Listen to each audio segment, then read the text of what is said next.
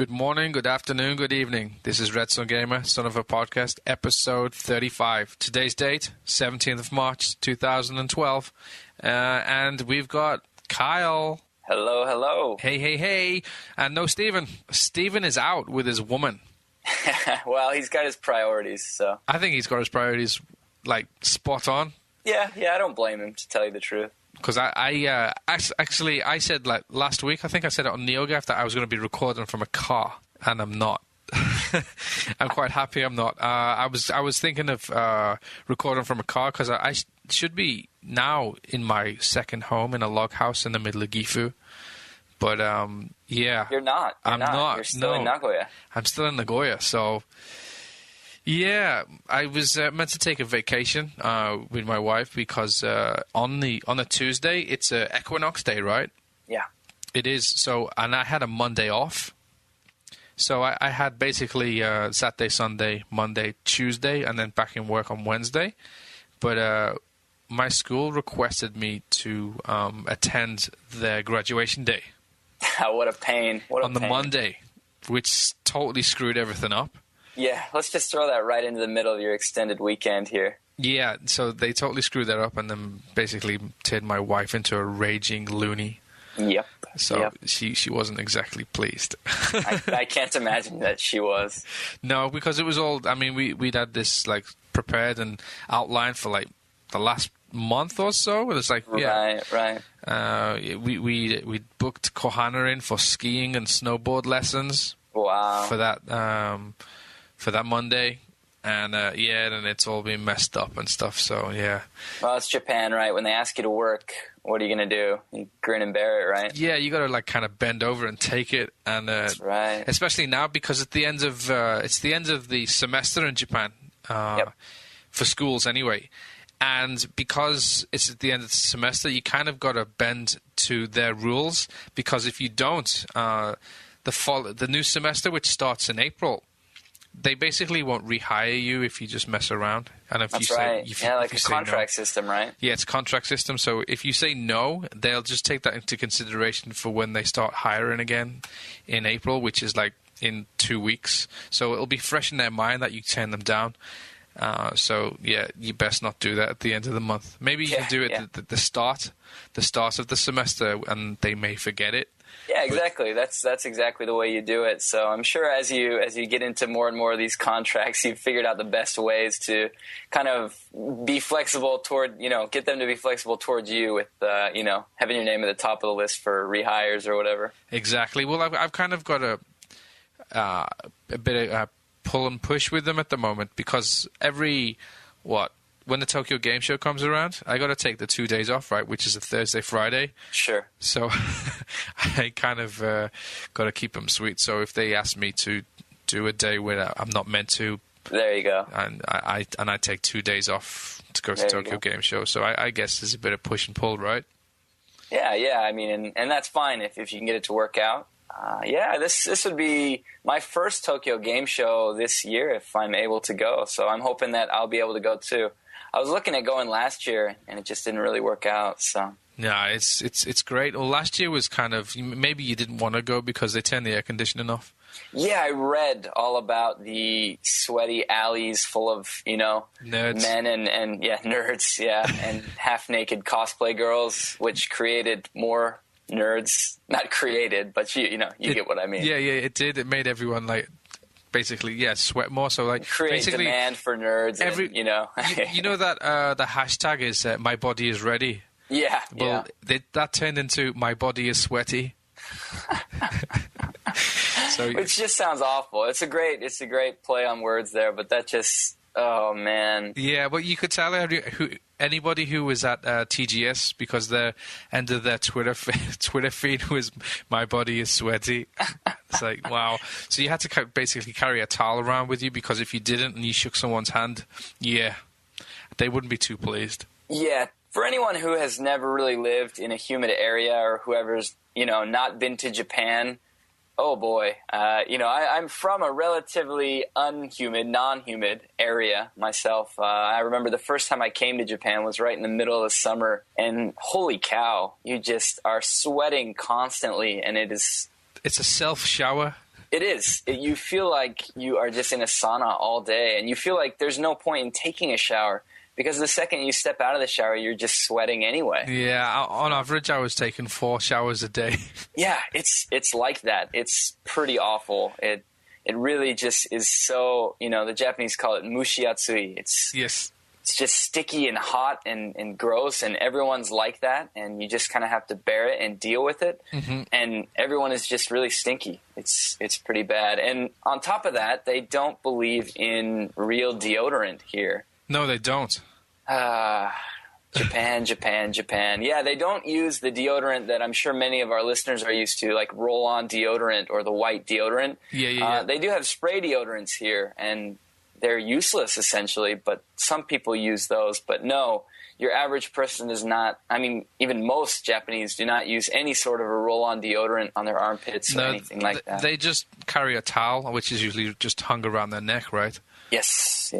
And that's about it. It's kind of the Osan look, right?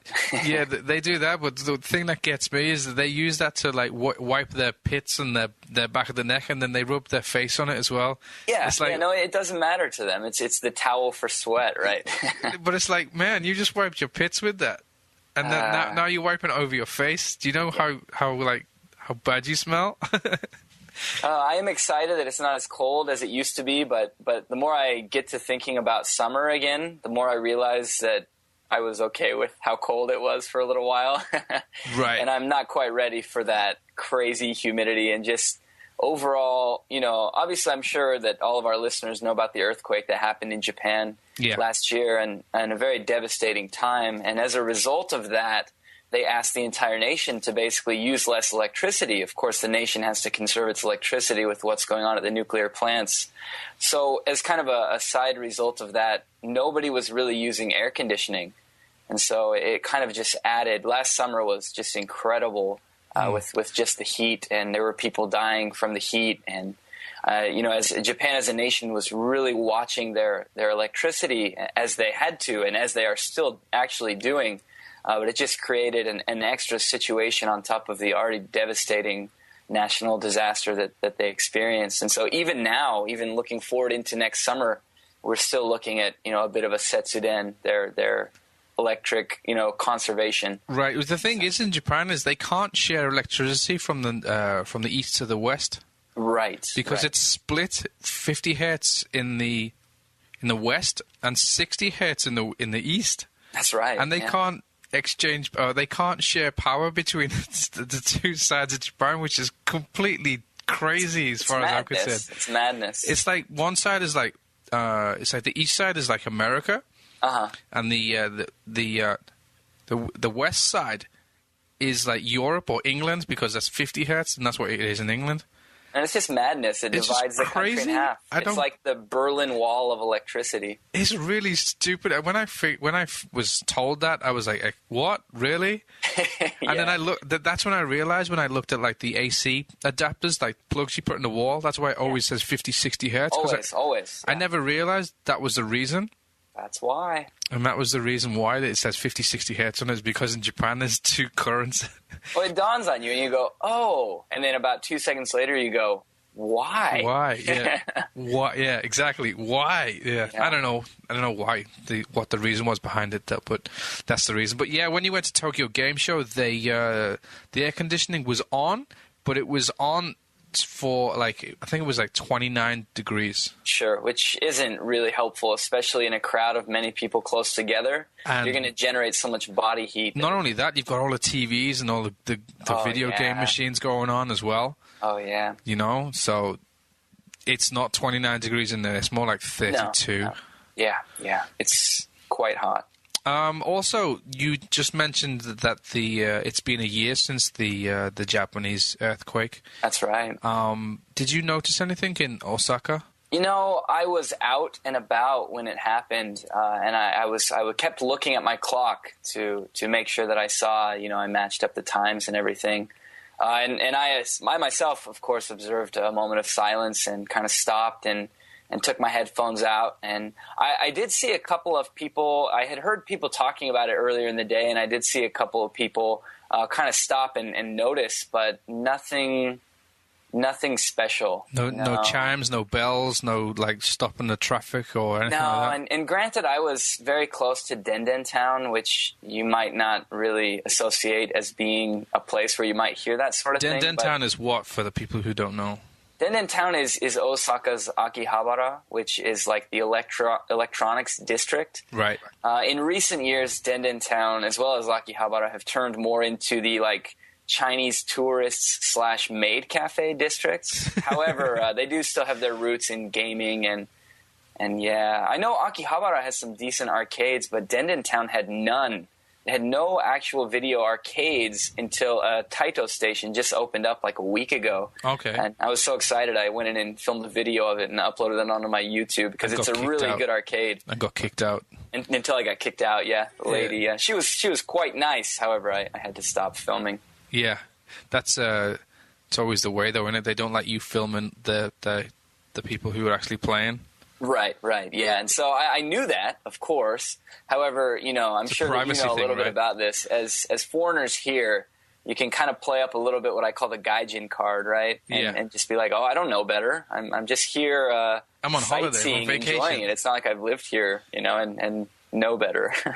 Exactly. But yeah, in Nagoya, I was watching my watch for like 5 minutes. Like I was just observing people just standing around. Sure. 5 minutes before the actual time hit, and I stood right in the center of Nagoya in a place called Sakae.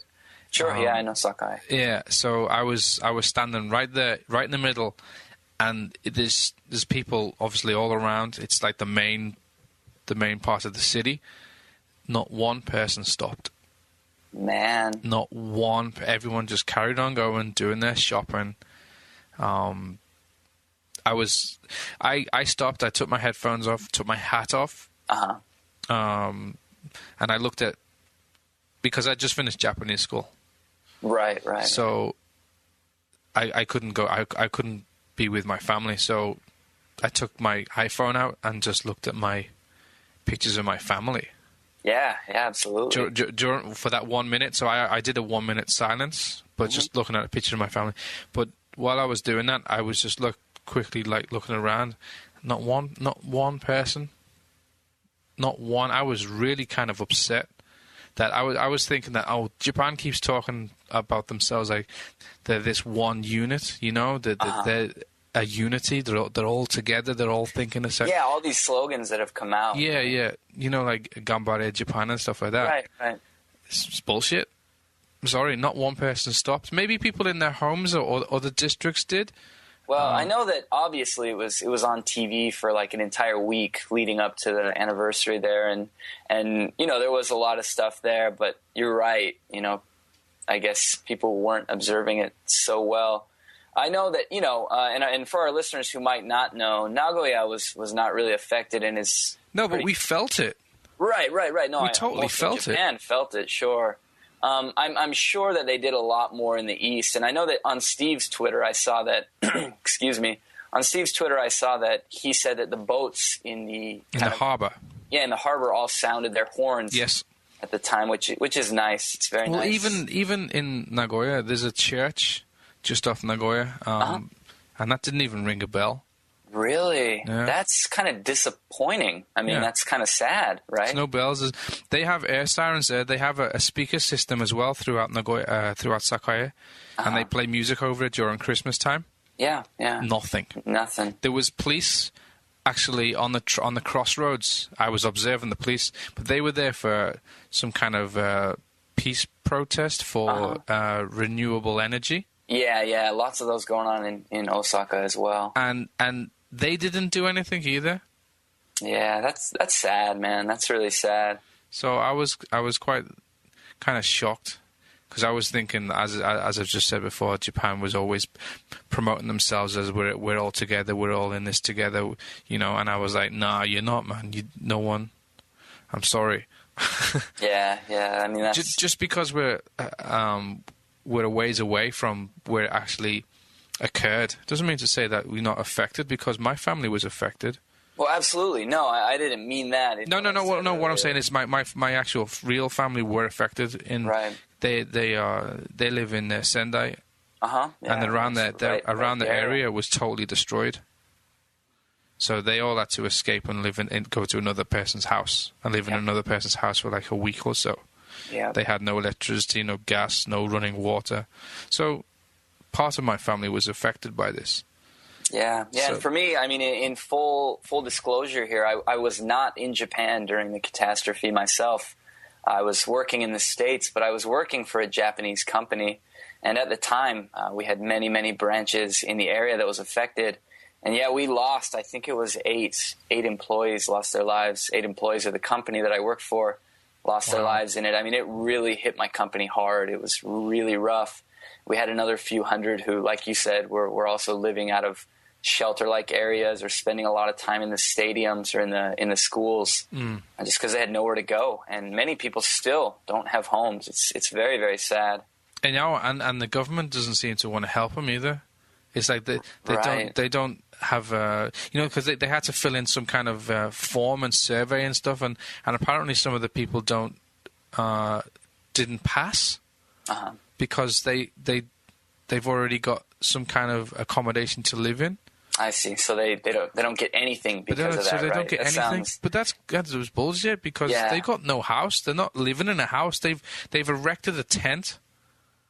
You know what I mean? It's not a house. They've erected a tent where their house was. But as far as the government sees it, well, you've done enough. That's it. Nice one. Yeah, and not to get too political here, but I mean, I'm sure that living here for as long as you have. I mean, Japan's government is so stuck in the mud. It's just mind-numbing at times. Yeah. And that's not a commentary. I'm from the States. There are a lot of things that can be said for the government in the U.S. So I'm not. That has nothing to do with that. But Japan's government is very much old hats that never change. Yeah, it's wrong. Yeah, it's wrong. Anyways, probably one of the reasons we've been talking about stuff like this for so long is we haven't actually been playing anything really. Yeah. Well, I mean, this week. For both of us, because we both work in schools, right? Yes. As we said before, the semesters are closing in on us. Yeah, this was the last week for a lot of my classes. Right. Which adds a lot to what I do, and it's just crazy. It just makes me very, very tired because everything is much different than I'm used to, or than, I'm working a little bit longer than normal, and I'm getting sent to places that I don't normally go to. Mm-hmm. So, yeah, and we also put out a show just a week ago, so it's very nice that we can keep getting this up week by week. It's our goal. It's what we're going to keep doing. But yeah, this week has been very tough. I don't know about you, Martin. What have you actually played, or at least made an effort to play this week? I made an effort to play Ridge Racer because new tracks came out, and then I realized, no, I ain't paying 400 yen per track. I'm going to get my free money. So you're talking about the Vita version, obviously. The Vita version, the Vita version of Ridge Racer. And I was going to drop the money on it, and then I realized, I get my 1,000 yen ticket. That's right. Because there's a campaign going on at the moment in Japan where if you go on your Vita and you can download a 1,000 yen ticket to your Vita, and then you fill in some kind of survey or something and then send it, and then you get 1,000 yen to spend on whatever you want on the store. Yeah, I think we covered it a bit last week. Yeah, right? So, well, I'm still waiting. And here's the funny thing. I'm still waiting, too. Yeah, I filled it in like 4 days ago, and nothing has... Sony. Yeah, here's the thing. Here's my story on that. Okay. Ridge Racer's ridiculous track prices aside, my wife has a Vita as well as myself. We both have Vitas. And so when the campaign first came up, I got on her Vita for her. She's not too savvy on this. She likes a few series that she must play, like Persona, games like that. So that's why she got a Vita, is because Persona 4, and she's been playing Persona 3 on it.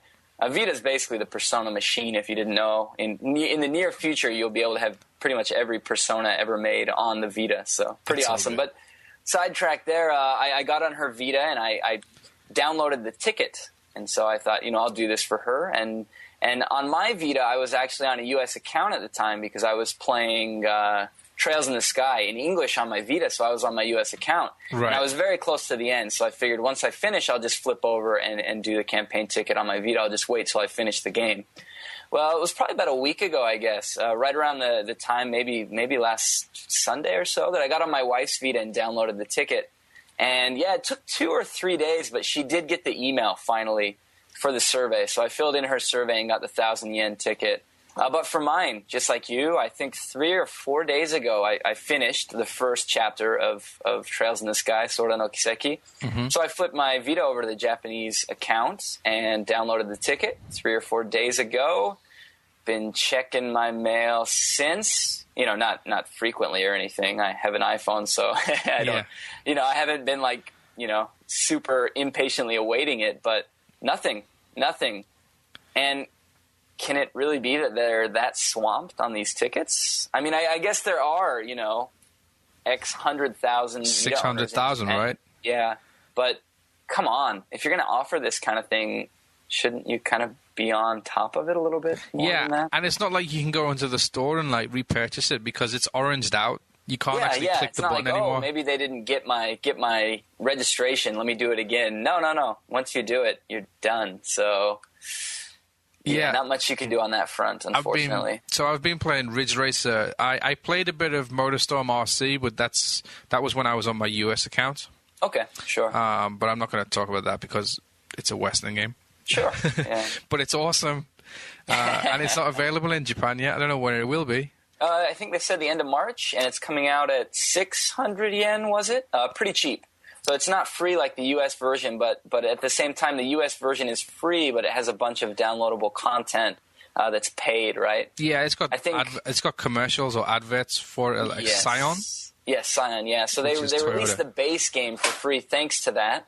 However, on that hand, they also have a bunch of downloadable content that costs $1 or something like that, or $2 here and there. Mm-hmm. I think the Japanese version is going to be all in. You just get everything, the full game in for 600 yen or something like that. But yeah, it's looking like the end of March, so not too much longer for the Japanese people. That's cool. Oh, yeah. You know what I did do though? I remember last week I was saying that I went to the store and I sold Azura's Wrath. Yes. I went back and I bought it again. All right, let's hear this. So you sold it for how much did you say? Was it like 3,500 yen? Yes, 3,500. Yes, did you buy it back 35,800. Sorry. Okay. And the second-hand copies were a week later were down to 3,500. Okay. So yeah, you did it. You did it all at the right time. So I did it just at the right time. So I go back into the store, and it was still 3,500. Uh-huh. Oh, really? Yeah. Sell it? Sorry? To sell it or to buy it? To buy it. Oh, okay. So the second-hand version was 3,500 to buy it. Okay. So I was like, because I really want to know what's going on. I want to get to the end of it. I just got to a scene where I saw bouncing boobs, and I was like, need to know what's going on. Source of bouncing breasts. Yes, I saw an onsen and bouncing boobs, and I was like, need to know. So I was in the store, so I went to the guy, and I handed him the box, and he looked at me, and he started laughing, and I was like, what? And he remembered you? Yeah, and he was like, you sold this to me? And I was like, yeah, I know. I want it back. I got my copy back that I sold him. Are you serious? It was the same one? It was the same one. That's awesome. So I got my copy back again, and he was just laughing at me. Yeah, that is pretty hilarious. But you played it right, though. You did it right, Yeah, I did that, but I also, he said to me, you're kind of lucky because you sold it at the higher price, and then you're buying it back again for cheaper than you actually sold it for. Right. And you're getting points for it as well on your points card. That's right, yeah. So he was like, kind of win-win-win, and I was like, yeah, I know, it's kind of cool, right? And he just laughed, and I guess he just thought, stupid Gaijin or something. Yeah. But yeah, I bought it again, so hopefully this week I can finish it. All right. So, so Azura's Wrath. I just want to know what's going on. Sure.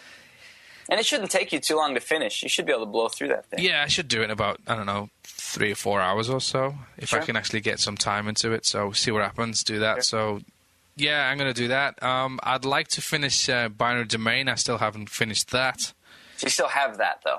I still have that, but I gave it to a friend, and I haven't seen him since I gave it to him. He's stolen it. It's gone. Yeah, no. Well, he's probably getting drunk because it's St. Patrick's Day today, isn't it? That's right, it is. And, I didn't know that until about 6 hours ago. Oh, you didn't? Well, he's the rest of the world. But the dude's he's an Irish guy. Okay, yeah. So he's probably getting lashed. There's a place in Nagoya called Osu, and they always do a St. Patrick's parade. Okay. In Osu, and everyone wears green, obviously, and drinking Guinness while walking down the street is always kind of amusing for Japanese people because the Japanese people are like, what the hell's going on? There's a load of gaijin walking down the street with beer in their hands, singing and dancing and stuff, and the Japanese just don't get it. Yeah. It's quite amusing. I don't really celebrate it. My mother's side of the family is Irish. Okay. Mullen is obviously an Irish name. Yes. But I don't particularly celebrate it because I consider myself as English. Sure. So I celebrate St. George's Day. Right. But yeah, so I would have gone down today, but it was totally raining, and it was like, it's kind of like Ireland anyway. It's always raining, right? So I guess the Irish were all happy that it was raining. There you go. While it was during St. Patrick's Day. I would have gone, but yeah, it was raining. Plus, I took my daughter to ballet school, so. Oh, yeah, you got to be the nice dad, right? I got to be daddy, right? Yeah. So no, that's cool, though. That's very cool. Yeah, so that's that. So what have you been playing? I'm pretty sure I'm going to bore our listeners here yet again. However... Have you been playing another RPG by any chance? What's that? Have you been playing another RPG by any chance? All I've really actually put any time into in the last week was... Well, I finished Trails in the Sky, Sora no Kiseki first chapter. Oh, you did? I did. I finished it on a train. Just a few days ago. Well, yeah, the story with that is the end of the game, as the end of many, many RPGs are, it's pretty long. And you never really know exactly when it's going to end because, I mean, you know how final bosses and final dungeons are. You feel like you're done about 12 different times. And it's a bit cliched, but it's fun in its own way. So I'm going through the final dungeon, and I'm really getting down in there. And I had about an hour train ride to work this day, which is pretty long. I actually tend to enjoy it, though, because I get a lot of gaming or reading done during the time. So, and I'm playing it, and right when I got on the train, I had about an hour, and I'm going, all right, I'm going to finish this. We're going to do it. I might have mentioned in a previous podcast, but I've been playing this mostly as my train game. I try not to play it too much at home because it would just kind of consume me if I started. But since I have a decent commute a lot of the week, I kind of play this game as a train game. Right. And so, I get maybe 6 or 7 hours a week into it. So anyway, I get on the train and I boot up my PS or my Vita there, and I'm going, all right, I'm pretty sure I'm going to finish this today. And I get going into it, and I get going, and I'm playing, and I'm getting deeper into the dungeon, and I'm fighting, end up fighting bosses, dialogue thrown into there. And I'm like, man, okay, this is actually getting a little longer on than I thought. One of the things I wanted to do with this game is just no walkthroughs, no tips, no help or anything. I kind of want to be as blind as possible with this. Right. So I really had no actual idea of when it was really going to end, but you can kind of tell. So I'm getting down in there, and I'm going on and on and on and on. And I can hear the train announcer as he's announcing the stations that we're getting to. And I'm kind of thinking, oh, crap, I'm not going to be able to finish this before work, which was really a downer for me because I was really looking forward to it. Yeah. And you guys might think it's crazy to want to finish an RPG on a train, like in this very public area. But I've got my headphones in. I'm kind of in the zone. It doesn't really affect me too much. So... Right. Anyway, I'm getting there, and finally the train guy comes on, and, Mamonaku, Tennoji desu. Tennoji is my stop. So I'm like, crap, I'm not finished. I was fighting, actually, the last form of the last boss, though, at that point in time. And I knew it, like, deep down inside. I'm like, this is the end, man, crap. So anyway, I get to Tennoji, so I put my Vita on sleep, and I'm like, all right. Just hope it wakes up when you press that power button, eh? What's that? You just hope it wakes up when you press that power button and it doesn't crash. I thought about that a few times. My Vita hasn't actually frozen at all since I updated it to like 1.51 or 1.6. Mine has quite a few times. Yeah, but so I haven't. But I do worry about that a little bit. But anyway, on the way home, I'm like, all right, well, I'm going to finish it on the way home here. Oh, I wasn't even able to finish it there because there's a bit of, I guess you could call it an epilogue. It's mostly just a dialogue done in the game. After you finish the last boss off, there's quite a few things that happen and leaves you on the ultimate cliffhanger of the game there, which is awesome. Holy crap, I had really no words at that point in time. So you didn't take a sneaky bathroom break to finish it? No, my schedule that day was so slammed that honestly I couldn't have even done that if I wanted to. Okay, However, but so you do stuff like that, though? Because I'm not the only one, right? Oh, no, when I was in the States, and I wonder if any of those guys listen to this, but when I was in the States and had my job at a Japanese company over there, man, there were some days where I did have bathroom breaks. Nothing too insane. I'm sure that you and I are both, decently dedicated to our work and all that. But sometimes when nothing is really going on and you're just like, you know what, I could get 5 or 10 minutes in here. Yeah, it's tempting. It's tempting. But no, what I'm doing now, I really just don't have the time. But it's very tempting at times. Right. So anyway, I get home that night, and finally at home I end up finishing it off.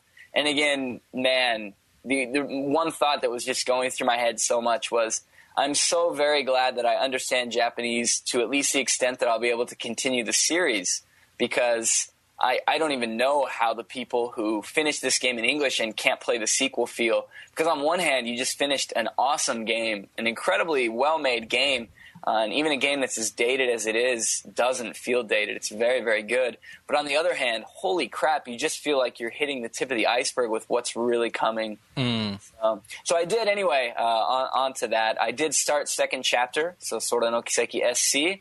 I am playing that now. I was very surprised, but again, I've been playing on the train. I looked yesterday, and I've already got like 6 or 7 hours onto it, which really surprised me because I didn't feel like I'd already put that much time into it. But it's really picking up where the other one left off, and man, there's just a lot going on. So, well, it's cool that you're able to just carry on with the second, because, as you said, it's kind of disheartening for people who can't play the sequel. Right.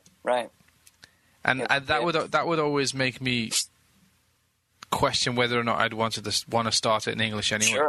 Sure. I'm sure there are people out there at this point who have not started the game just because if they had come out and said, yeah, the sequel's coming out next year, guaranteed, people might get into it. And I think they actually might have said that at one point, but now the kind of leader, the boss of Xseed has even come out and been like, look, we can't guarantee anything at this point. We're really going to try hard. Mm-hmm. We're going to do what we can. And I get it. Like, the first game, first chapter was a beast. There's a lot of dialogue in there. However, the first game, in Japan, they have these scenario books. And all a scenario book is for these games is it's all the text in the game put into book form. Right. So it plays out it looks like a play almost. It's like a dialogue, and they have all the side quest dialogue and everything in there. Well, the first chapter dialogue book is something like 350 pages. Wow. Okay? And it's a huge book, so it's not like 350 pages of a novel. It's like 350 pages of like an encyclopedia-sized book, right? Mm-hmm. Second chapter is 800 pages of dialogue. So it's over twice the amount of dialogue that's in the first game. So that's like the Oxford Dictionary. Exactly. It's huge. And I actually bought the second chapter scenario book. It was pretty cheap, and there are certain dialogues that I've already gone back and reread just to make sure of exactly what happened. When I'm playing on the train, sometimes I can't really bust out the dictionary and the notebook and kind of go to town when there's things I don't exactly understand. Yeah, no, tell me about it. Who's still learning Japanese, even 10 years in or 11 years in. It's been a long time since I started studying, but there are still times when I want that dictionary handy and I still go to town with it. So yeah, I did buy the scenario book and have been looking at it. But the one thing I wanted to say about this that's been very interesting for me is I did play the first game in English, and I'm not really sure why I did, but I'm glad I did because XC did a wonderful job with it. But now that I'm playing the second game in Japanese, it's very, very interesting to see the Japanese that the characters speak and to match it up with the English that XC decided to use in the first game. Right. And it just makes me feel like they did an even better job there, just because it matches so well. With Japanese, you have so many different dialects and so many different ways of speaking that don't translate into English at all. So you have to figure out a way to do that. You have to figure out a way to take that feeling of who the character is or how the character talks and try to translate it into English. And I think they did a wonderful job just judging how the characters act in Japanese in the second game. Right. Okay, so is this a game that you would recommend, if there was a sequel to come out in English, you recommend people to get into it then? Yeah, for sure. If you like RPGs, I can't recommend this enough. I don't know really why I hadn't even heard of this really or started. I had heard of it, but not even like... How did you actually get into it in the first place? Was that somebody recommending it to you, or did you read it on a forum, or what? To be honest, people on NeoGAF, on the forum NeoGAF, they kind of love it over there. The first game, the English game, Trails in the Sky, it's pretty highly praised over there, which is surprising because NeoGAF pretty much hates RPGs. Right. They pretty much hate everything, right? Yeah. So I looked into it and I was like, oh, hey, yeah, this is that Falcom series. I've liked Falcom for a long time. I think they're still one of the last. Well, I don't know if I want to say last, but they're one of the developers left out there that is still making games kind of the old school way, where gameplay tops everything else, and they just try and make it fun. And it's not so much about graphics, and it's not about modern day presentation. So, which kind of might turn a lot of people off, but for me, I love that kind of stuff. I love the way that they make their games. Right, because I was thinking of getting myself into some kind of RPG, and I was thinking, do I get into the Persona series because the Persona 4 is coming out on the Vita? In June. Yeah, that's right, in June. As someone who has worked in Japanese schools, you yourself, Persona 4 might be right up your alley because. Part of it, I mean, not part of it, but a lot of it, you're playing as high school students. They go to school. You have to go to school every day, and you see the kind of interesting stuff that happens between high schoolers, and you see their interactions, and the way they have written the dialogue is very real. It might be a little overboard, but it's like, oh yeah, these are definitely Japanese high schoolers. Right. It's really interesting in that respect. Because I want to get into a series and like go with it. Sure. And I'm looking for an RPG to get into it and just go with it and like go through this one and then whatever's next, the sequels or prequels or whatever they take it. If it's a fighting game or whatever, I want to get into one particular series and just go with it. Sure. I mean, that's a cool feeling. It's a feeling I hadn't felt for a long time. I mean, I do feel it with Persona, but it's now been a while since Persona 4 came out. It's been 4 years, I think. No news about Persona 5 yet. So yeah, it is nice. I'm very excited that I'm kind of into the Kiseki series now because we already know that the next one, Nayuta no Kiseki, is supposed to come out this year for PSP. So. Oh, it's PSP? There's no Vita? It's PSP, but they're also doing a remake of Zero no Kiseki for the Vita, which we talked about a little bit, with the full voice. Yeah. Like 157 voice characters with their... crazy. Their Twitter pics are insane. They have the scripts up to literally the ceiling and down a long hall in their building. It's just insane the amount of text that they have. But yeah, imagine recruiting all of those voice actors. Right? Yeah, pretty insane. I would. Yeah, not only recruiting them. How much is that going to cost? Well, it's interesting. Yeah, because I thought about that too. Because this is a game that they're remaking on the Vita. It's not going to be a huge seller. I mean, first of all, it's already out there. Yeah. And second of all, people who have played through the game, they might not be that inclined to buy it again just because it's a long game. Huge fans of the game obviously will do it again for the full voice, because they'll be like, oh, I want to go through it again and see how they've voiced these characters. But casual fans probably won't be interested to play a long game a second time just to hear voices. But yeah. So for me, I think it's going to work out perfectly, though, because I'll probably be right up to that game, Zero no Kiseki, right around August. So I'll play through it the first time with the full voice version. So Right. Another reason why we haven't played much this week either, because not much came out. Yeah, you can say that again. I think, what was it? The only Vita game that came out this week was it Unit 13 in Japan? Was that even, like, this week? We're talking 2 days ago. I don't know.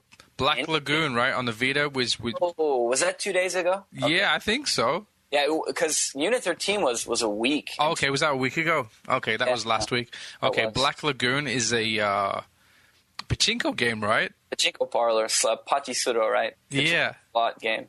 So, yeah, I ain't buying that. No. Have you seen the price for that? I haven't, but is it full price? It's full price. Good Lord. That is... It's like 5,600 yen, which is roughly about... with the exchange rate today, is about, what, 70? $70 or so? Off the top of my head. 70 bucks. Ludicrous. Which is absolutely crazy for the pachinko game, which basically all you do is just tap the screen to stop the tap. Yeah. Tap. Yeah, it's not a rhythm game, but it's almost like that. All you're doing, and there is an audience for this, so I don't want to say that this is completely insane, but in Japan there is an audience for this. But at 5,000 yen, 5,000 plus, I don't know that there is actually much of an audience for this. Well, basically, or it's just like a fruit machine, right? And they spin around and you just tap it to stop it, right? Yeah. And that's basically all you're doing. That's all you're doing, yeah. And then, of course, they throw in little anime characters and a little bit of presentation, but yeah. Yeah, I think that was about the only Vita game that came out this week. Yeah, very slow week. Very, very slow week. Yeah, so, I mean, next week we've got Kid Icarus is next week. Yeah, Kid Icarus. I'm very much looking forward to that. And along with Ninja Gaiden 3. Ninja Gaiden 3 is also coming out for PS3 and the 360. Yes. Wish it was cheaper. Oh, yeah, have you seen the price of that? It's 7,980 yen. How about the limited edition? A limited edition is 11,980 yen. About 130, 140 bucks. Yes. I think the limited in the States is $99 maybe, but which is pretty expensive. Yeah, that's expensive anyway. But still, I mean, the regular version is, 7,980 yen. How much is that in US? That's pretty close to $100. That's ridiculous. It's crazy. 7,000. Yeah. For a regular game, no wonder there's a $95, that is. No wonder the Japanese games industry is falling on its ass a bit. Because if it was a couple thousand yen cheaper, I would be there day one. Yeah, me too. Honestly, I'd buy it day one. But I'm not going to buy it day one. You know, that price for that game, that's my allowance I get for the entire month. Ouch. Yeah, there's no way someone like you would end up buying that then. It's impossible for me to buy it. There's no way. I could not justify that. I'd have to wait for that second hand, and obviously then none of the money goes to the developer. And I actually liked this game because I played it at TGS. I played through the entire demo, and I really enjoyed it.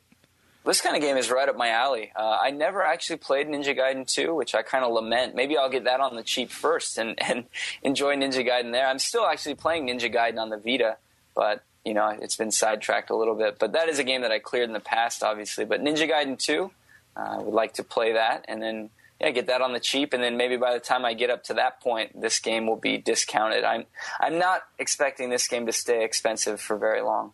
No, me neither. I'm hoping it drops like Azure's Wrath and Binary Domain. Yeah. I'm hoping it will, but yeah.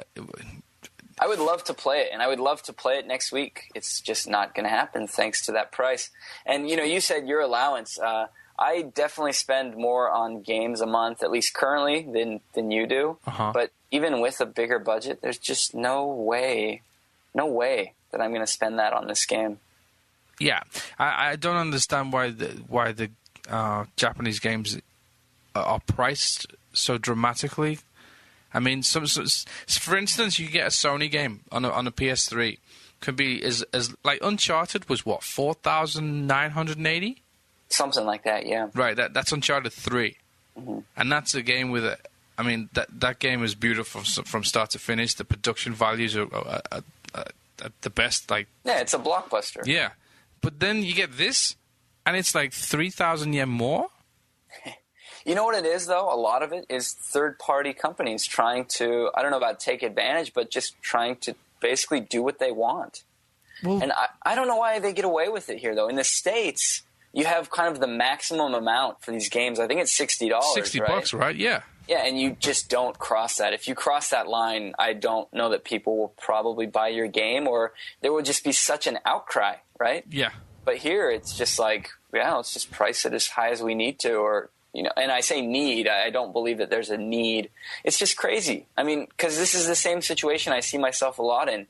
If this game, Ninja Gaiden 3, and many other games was 2,000, 2,500 yen cheaper, day one, guaranteed, no question. Yep. No question I would be buying this game on Thursday. Like, absolutely. I'm in the same boat. I'd do the same thing. And what you're saying is, what you said, it's a vicious circle, because now I might end up just getting it Chuko, getting it used, and then they don't make any money off of it. But I don't want to spend the insane amount on it, you know? I mean, do you think the Japanese industry would be healthier if they would have a pricing structure like the US or the UK? You know, I haven't studied this enough to, like, you know, I don't want to make a fool of myself on the air here, but I don't understand why things are done the way that they're done here, and it seems like many people don't.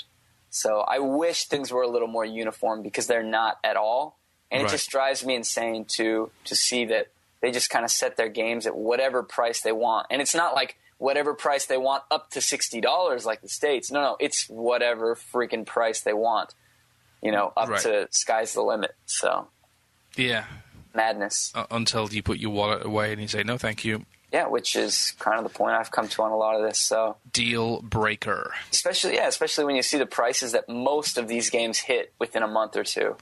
Yeah, well, in Japan, though, it's not like the US, where you see, like, 2 weeks after launch, 3 weeks after launch, the prices drop to, like, $40, $20 or whatever, you know what I mean?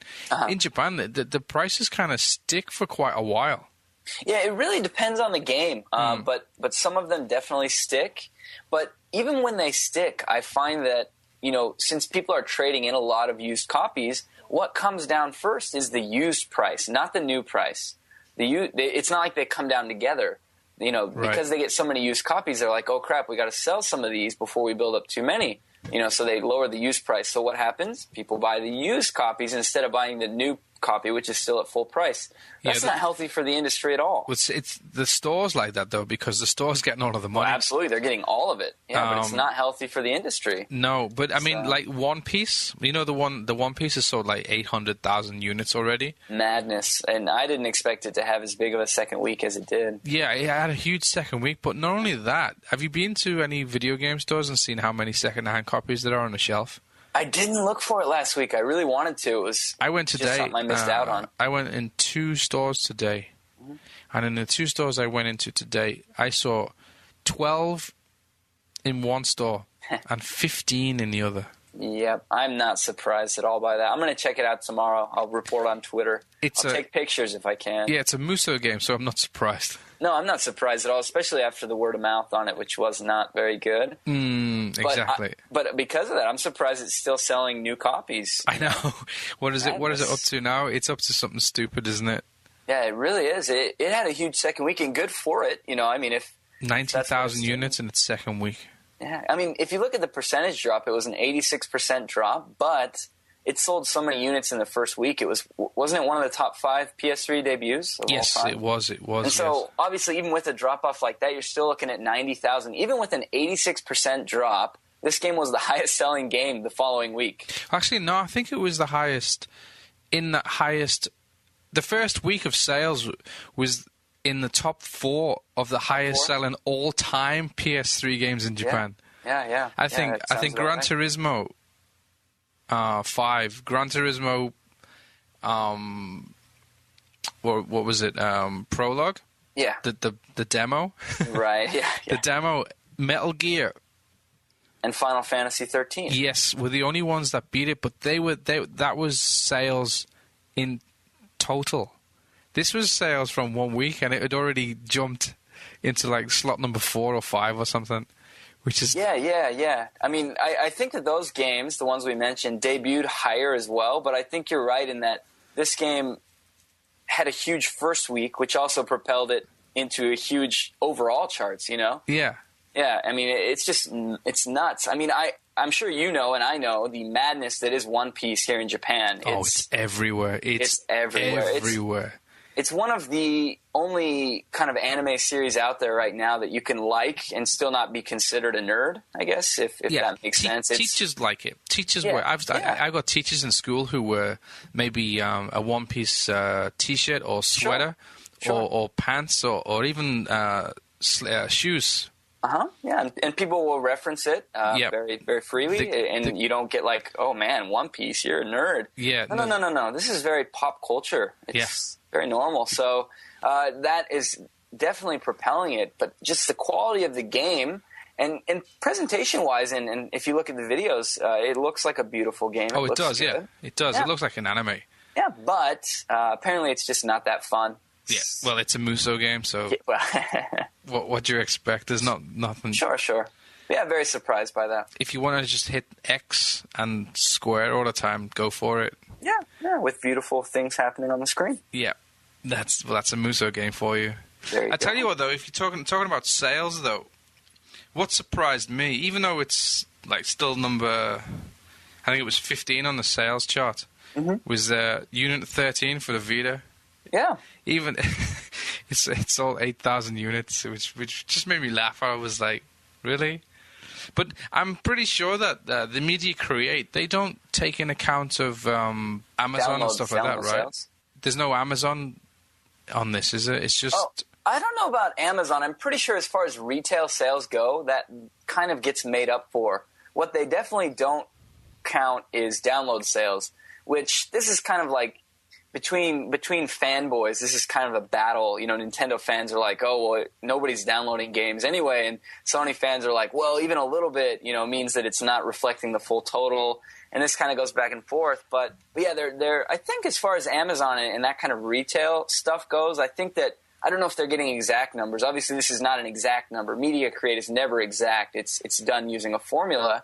Right. However, I'm pretty sure it doesn't with Amazon they're somehow getting that into consideration. Right. I can't remember where, but I heard a while ago that Amazon is not counted for Media Create. Oh, okay. I could definitely be wrong, but if I am, that would surprise me a little bit, just because, yeah, a lot of sales in Japan these days happen through Amazon. So yeah, Amazon, Gayo as well. That online.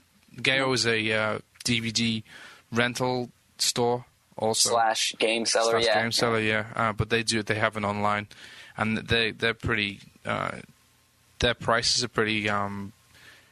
Usually around the same as Amazon. Sure. Yeah. Pretty competent prices, and I was told a while ago that. Amazon is not counted in Media Create, but I don't know. Interesting. Okay. Well, maybe it's changed. I don't know.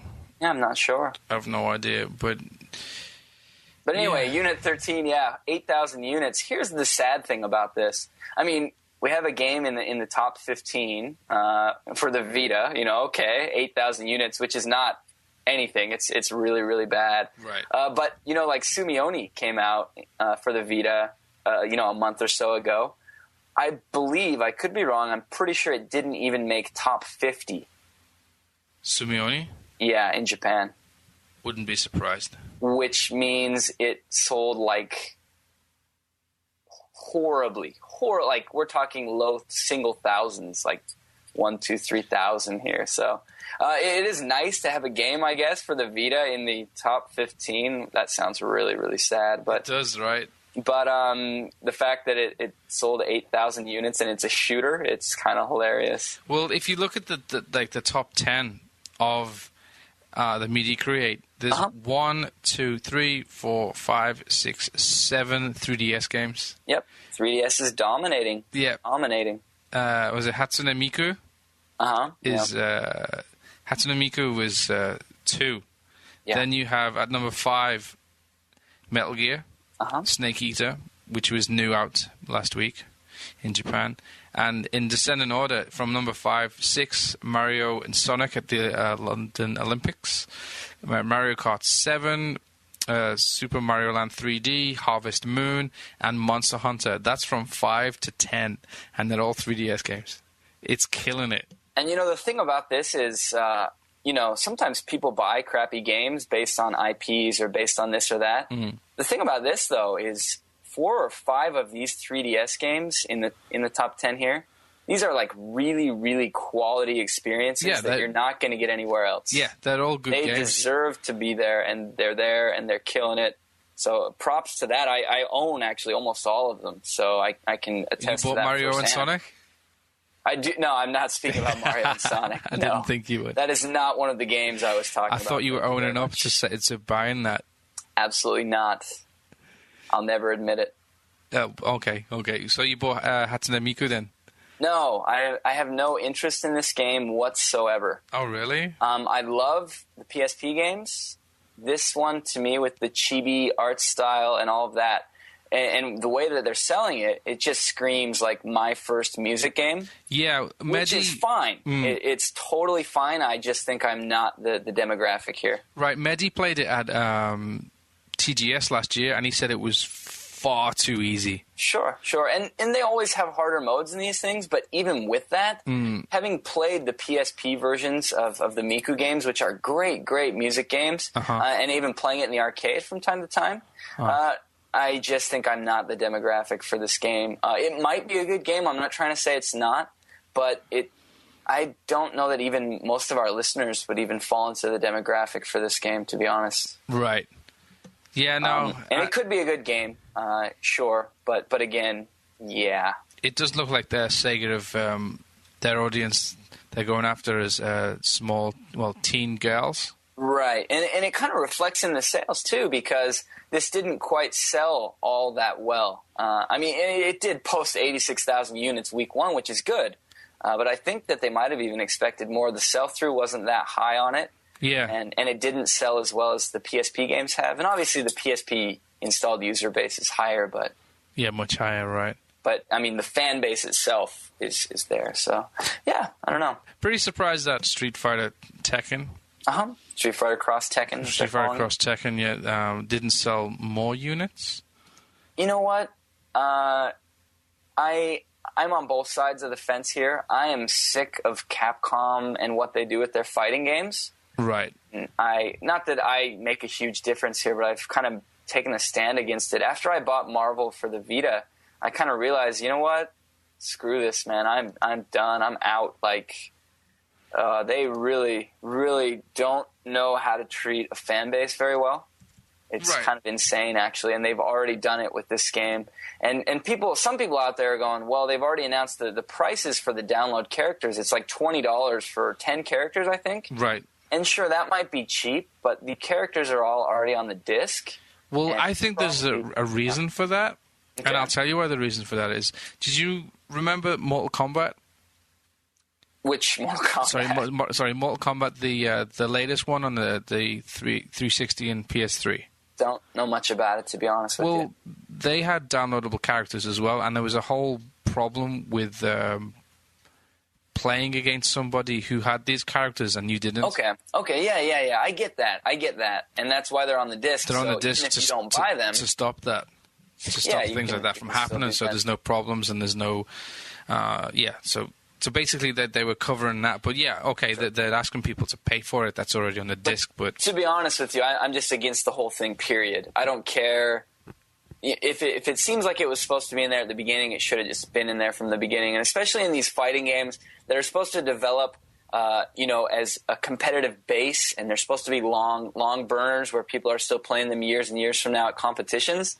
Right. The way that they deal out the characters here and there between the versions and the way that they have downloadable characters later, it's all over the place now, and it's just ridiculous. I'm just done with it. Honestly, I like the games, but if they're going to keep any company, if they're going to keep doing this kind of thing and just pushing and pulling people around and releasing better versions later and doing all of this content, Content addition is fine. I don't want to say that.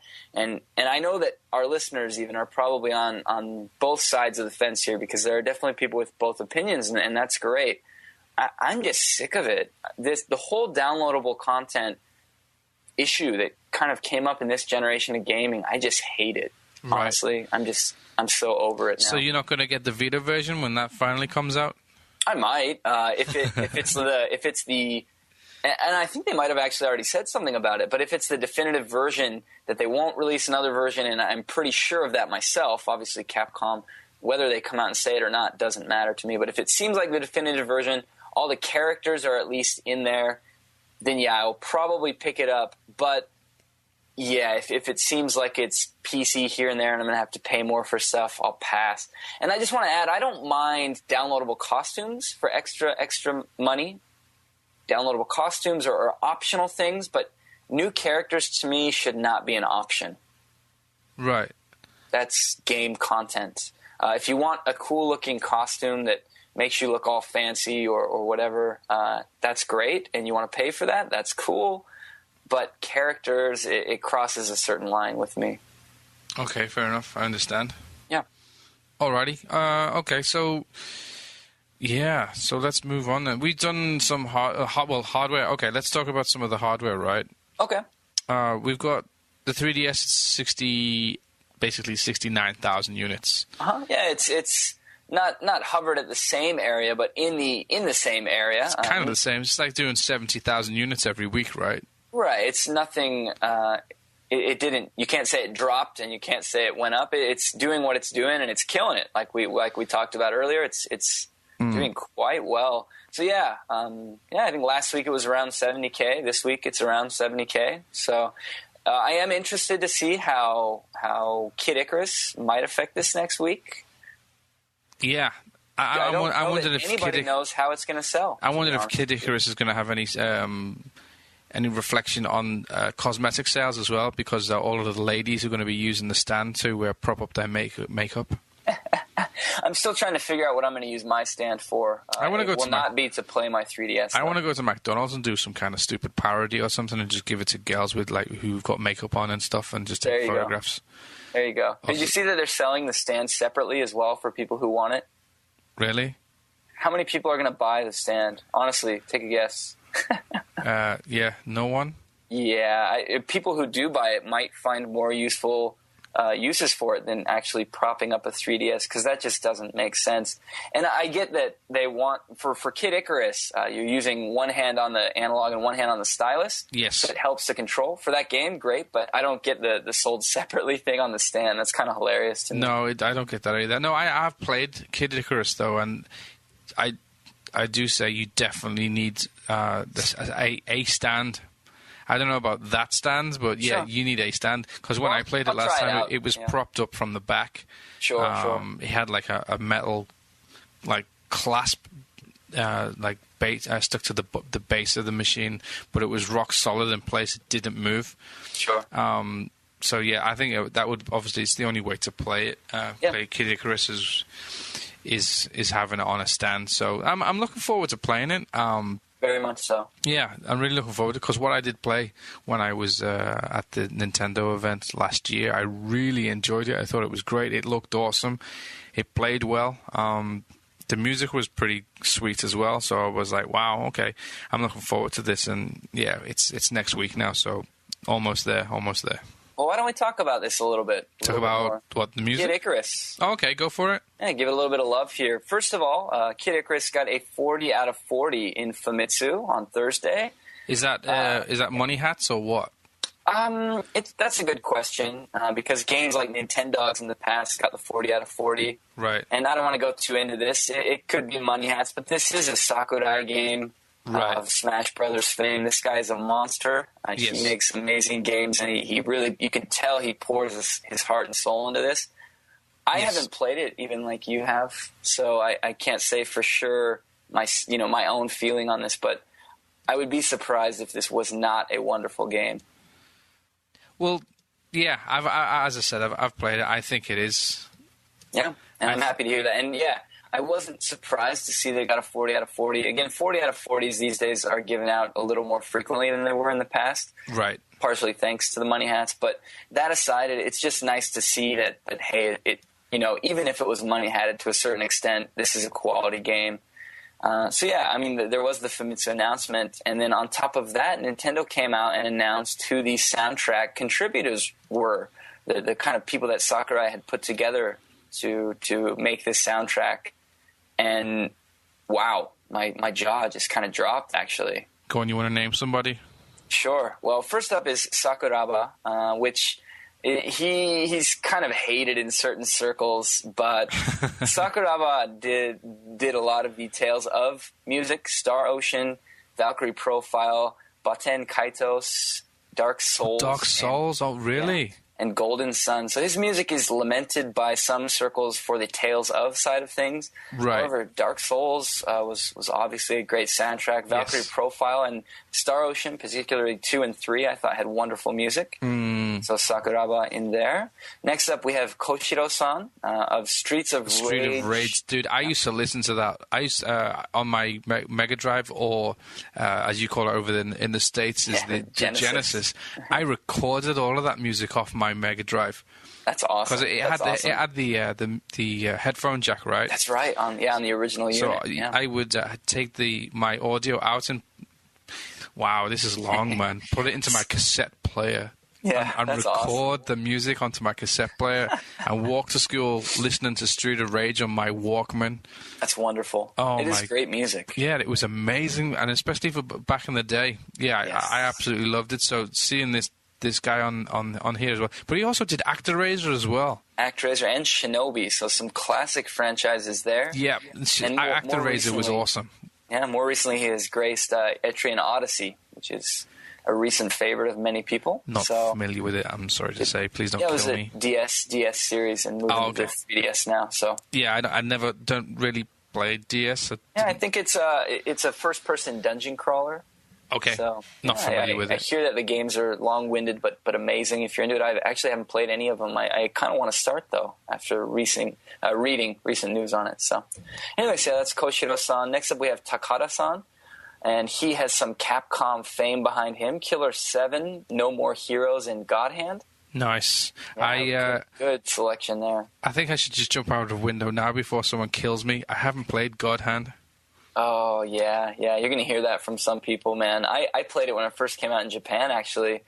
And God Hand is one of those games that a lot of people didn't get. Like, they didn't understand when it came out, right? Yeah, when I read about it now, and there's people, I don't get this love-hate thing because obviously I haven't played it, and I really want to go back and play it. I want to find out what's this big controversy about. Sure. You should check it out. It's been a long time since I played it, but it is a really interesting and just, I don't want to say strange, but it's kind of a Isn't it like super hard game. Or something? Yes, yeah. Well, you have to get used to the way the game plays, and maybe that's why, people just didn't quite get into God Hand the way that it was originally intended. But now it's kind of this cult classic, right? So it's kind of been raised to that status, and I thought the music in there was great as well. Right. Okay. Well, maybe it'll come to the PlayStation 2 classics that you can play on PS3? Actually, I think, I could be wrong, I think it already has. Oh, really? I think so. If it has not, I believe it's at least been announced. Oh, well, if it comes to PS3 on the classics, I'll buy it. I think it's on there, so you should double-check that. Because I don't... I mean, if I went out and bought a second-hand PS3, that's my month... allowance gone. No, you should check that out. I honestly think it's on there. I remember hearing that. So yeah, I remember that. It's a game I've always wanted to try because I've always seen it like up in forums and I heard it on other podcasts and stuff. And I need to play that. But yeah, if it does come on the PS3 as the PS2 classics, I'll definitely go it. Cool. Next up, we have Iwadare-san, which. Man, his resume is incredible. He was one of the ones I was more excited to see on here. He did the music for the Lunar games, for the Grandia series, right? Radiata Stories, and then he did some of the Phoenix Wright and Ace Investigation games. Sweet. I think he did both of the Ace Investigation games and Phoenix Wright 3, although I could be wrong on that. Maybe fact-check that. But he did do the music for some of those, and those games have great music as well. But I remember Radiata Stories having wonderful music, and come on, Lunar and Grandia, man, classics. And then finally, maybe the biggest name on here, and that is a little bit biased probably. However, we have Mitsuda-san. Of Chrono Trigger, Chrono Cross fame, Xenogears, a huge one for me, one of my favorite games out there, and then Shadow Hearts, which was another one that was kind of underappreciated but is a great game. Right. So, yeah, you put it all together, Sakuraba, Koshiro, Takada, Iwadare, Mitsuda. This is the crack team that Sakurai has assembled together for this game. Can you fit all this awesomeness on one cart? That is a great question. We will find out. Is it just going to melt your brain when you like put your headphones in and like this music spits out your 3DS? To be completely honest with you, I hope it does. You're going to sit there on a train melting? I hope so. You know what I need to do that I haven't done is I need to get some bigger headphones. I have the in-the-ear ones, but since I play so much on the train now, I really want to get some of those big, ear-encasing headphones. Yeah. So you just get totally wrapped in with the game, right? Yes. And you get no... But then I'll totally miss my stop. So probably. But all you need... Well, because trains in Japan are they're so perfect and on time, all you need to do is set a timer on your iPhone. Yes. And let the timer go off and let it vibrate, and then you go, That's okay, right. there you go. Yeah, and you just get up and walk off. So that's the soundtrack for Kid Icarus. Pretty awesome. I want to announce also, or let you guys know, on top of that, if any of you have Club Nintendo Japanese accounts, please send them to me. Give the points. I'll have your points if you can't use them. Give Martin your codes. No, I got some codes from a wonderful guy. Just Another Otaku is his handle, and he hooked me up with a couple of codes. He's a listener. I had been spending my points, not knowing that something like this was coming up, which is kind of stupid. But I'm pretty sure. Isn't that is it JRD84? That's him. Yeah. Yeah, I sent him his Vita. Oh, you did? Yeah. Oh, very cool. His Vita was from me. All right. Well, yeah, friend of the program. He is friend of the show. Yeah. So anyway, what I was getting at is on Club Nintendo Japan, there is a Kid Icarus arranged soundtrack selection. So it's not the entire soundtrack, but it is what they're calling an arranged selection of the soundtrack. And it will be 60 minutes of Kid Icarus music. And it normally will go for 400 points. But if you buy the game, Kid Icarus, and register the Club Nintendo points with that, you can get the arranged soundtrack selection for 250 points, which is pretty low. That is pretty low. Quite low. So very cool there. I'm currently sitting on 790 points, so... Yeah, definitely something for you to look at. I'm all sweet at the moment. Just one thing real quick that I want to mention that just I thought was kind of funny is apparently Sakurai came out and said, hey, the music on this disc will sound better than the music coming out of your 3DS. Burn. What is that supposed to mean? It means that your head's not going to melt while on a train, unfortunately. No, you know what? I bet this game is going to sound incredible with headphones. But I'm sure that with any real portable game system, the difference between speakers and headphones is so big.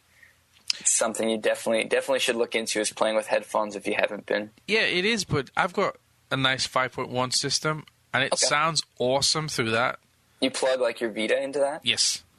Nice. Yes, I plugged the Vita into it, and I can sit down and I can put the surround sound onto it, because I've got an analog to digital converter, which converts it into a digital signal, which then I optical into the back of my amp. Got it. And then boom. That sounds awesome. That sounds awesome. It is. It's awesome. It's like playing a big screen TV game on the handheld. That's great. But until the wife says, turn it down. Yeah, that's right. Okay. Aggro from the wife. Yep.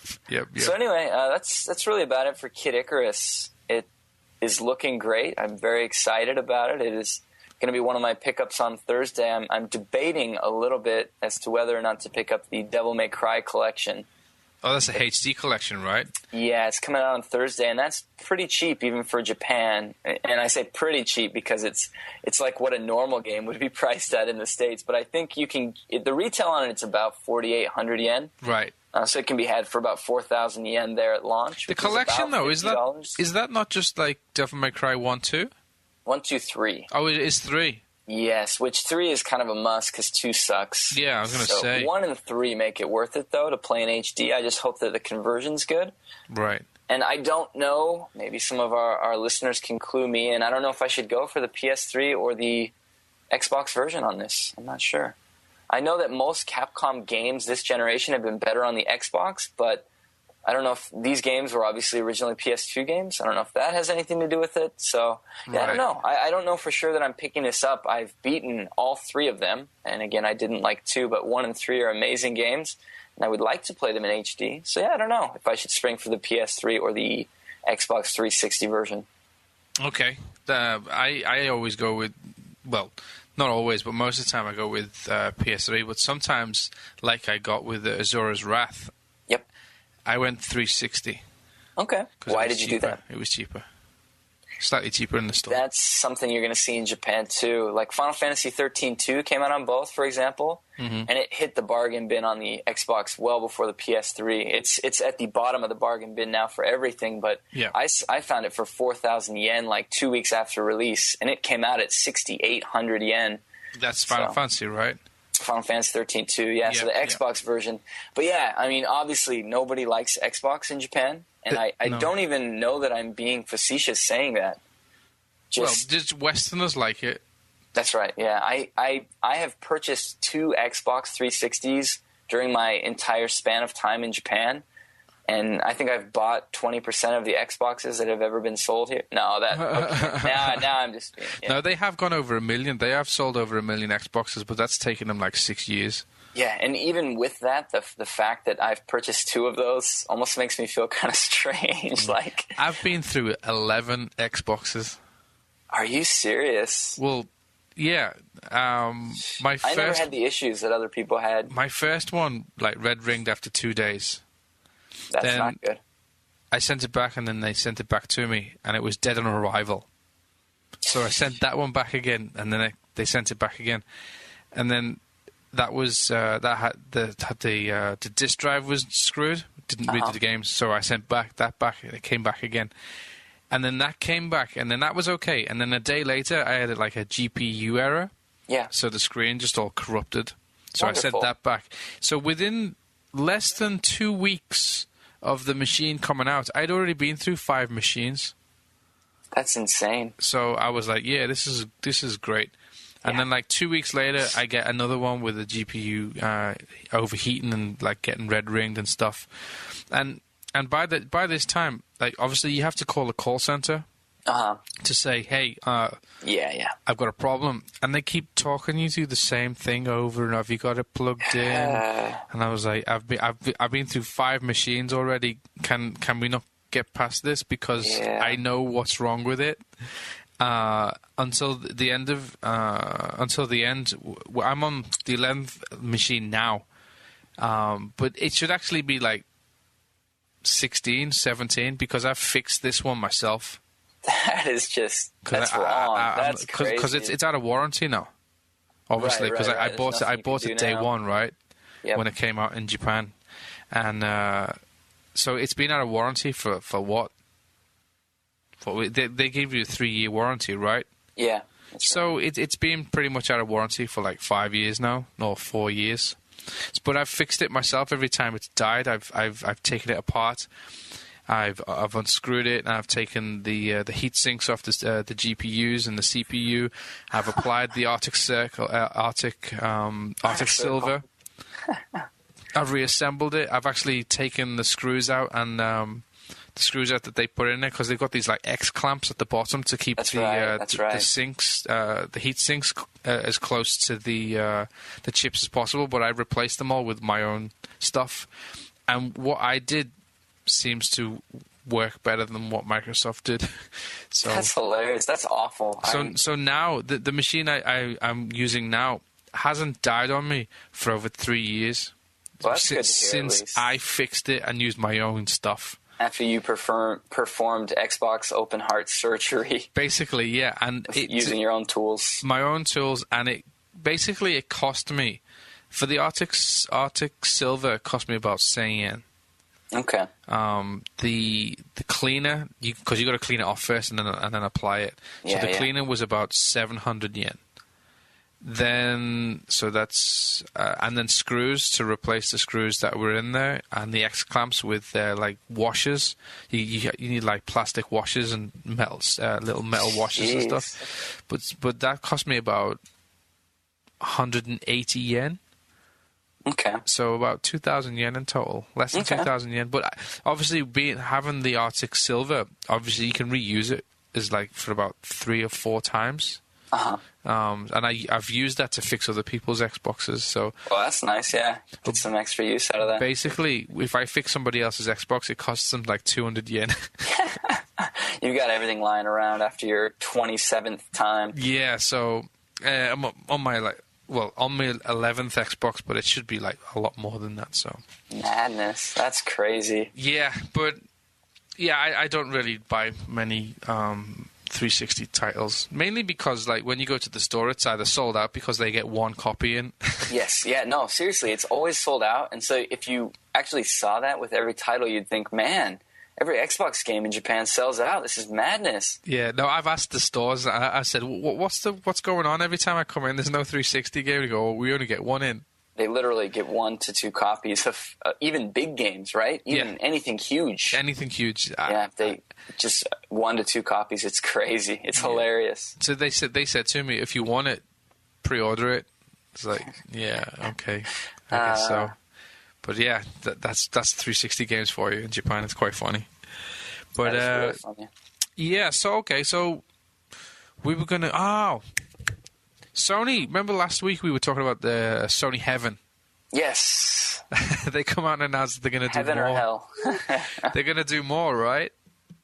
Yeah, they basically the president of Sony Gaming Japan, PlayStation here in Japan, came out and said, look, we know that this was pretty much a pile. Poorly executed. And he basically said in polite Japanese, we've talked to our guys about this to ensure that this doesn't really happen again, and we'll have more Heaven on the way. Yes. And the grand reaction to this was, no thanks. No, we're good. Well, I think that's the reaction is more the Westerners' reaction, because Westerners had hyped it up so much more than what it was actually going to be. That's right. Yeah, people thought it was in Japan were disappointed. Yeah, they were, but I don't think they're as disappointed as Westerners were, because Westerners thought this was a full-blown conference. Right. It was, with all the mistranslations and the way that gaming in news in the West works these days, where one site reports something and all of a sudden it's on 87 sites who then take it and regurgitate it and re-report it and play the whisper game with it where it comes out differently every time. So in the end, it turns into something it's not. Right. Yeah, that's exactly what happened, and so it did create that situation. I personally am excited to see more, but I will not have any sort of anticipation for it. So you're not going to stay I like these developer videos where we see what the developers are doing, see what they're talking about, and see what they're working on. Right. But I'm not expecting any mega bombs to be dropped thanks to this. And the only thing that gets me on this is what Steve brought up last week, is how they call it Heaven. When he brought that up, and I was like, yeah, you're right. They shouldn't have picked that name for it.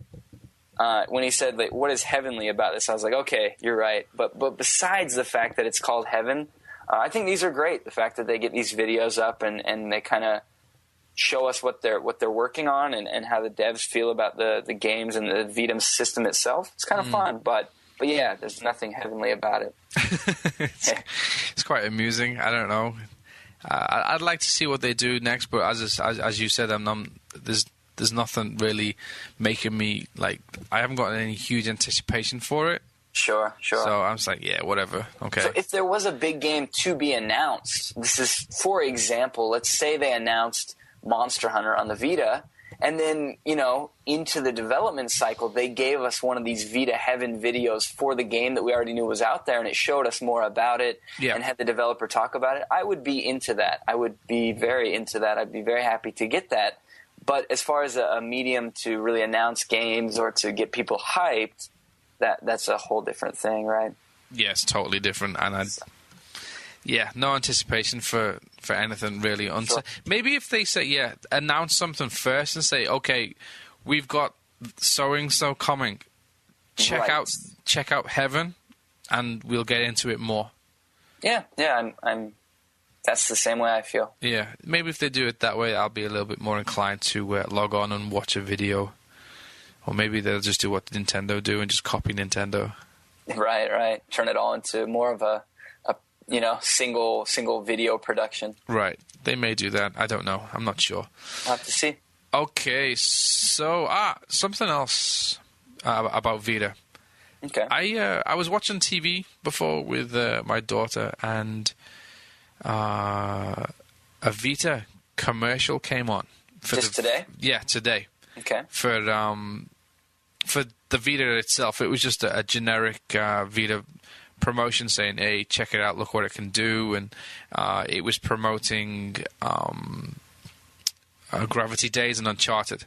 So it was showing you some of the like the motion controls and stuff like that, and the touchscreen and that. Sure. So that finished, and then directly after it, back to back, was another Vita commercial, and this time it was for was it Gundam Seed Battle Destiny? Wait. Gundam on the Vita? On the Vita, yeah. Are you sure it wasn't on the PS3? No, it was for Vita. But the thing is, this isn't out till June 7th. So, let me get this straight. You saw a commercial for a Gundam game that is coming out in 3 months. Yes. Okay, my initial thought, my initial question on this, is this Sony just admitting that, hey, we have nothing for the next 3 months, so we'll get you, not really hyped, but we'll get these commercials going just in advance so you can kind of see what's going on here. This will be out in 3 months. Enjoy it. Yeah, that's what I was thinking. I was like, oh my god, wow, I've never seen Sony do that ever. You don't see video game commercials 3 months in advance. Yeah, so... Like, the only thing I can think of that's even relatively similar to that... I mean, you weren't watching Gundam on TV, right? No. I can't imagine that you were with your daughter, but like the Persona 4 anime is currently on TV, and my wife's really into it, but I'll catch it occasionally with her. And during the Persona 4 anime, during the commercials, they'll show clips from the upcoming game, and that's not due till June either.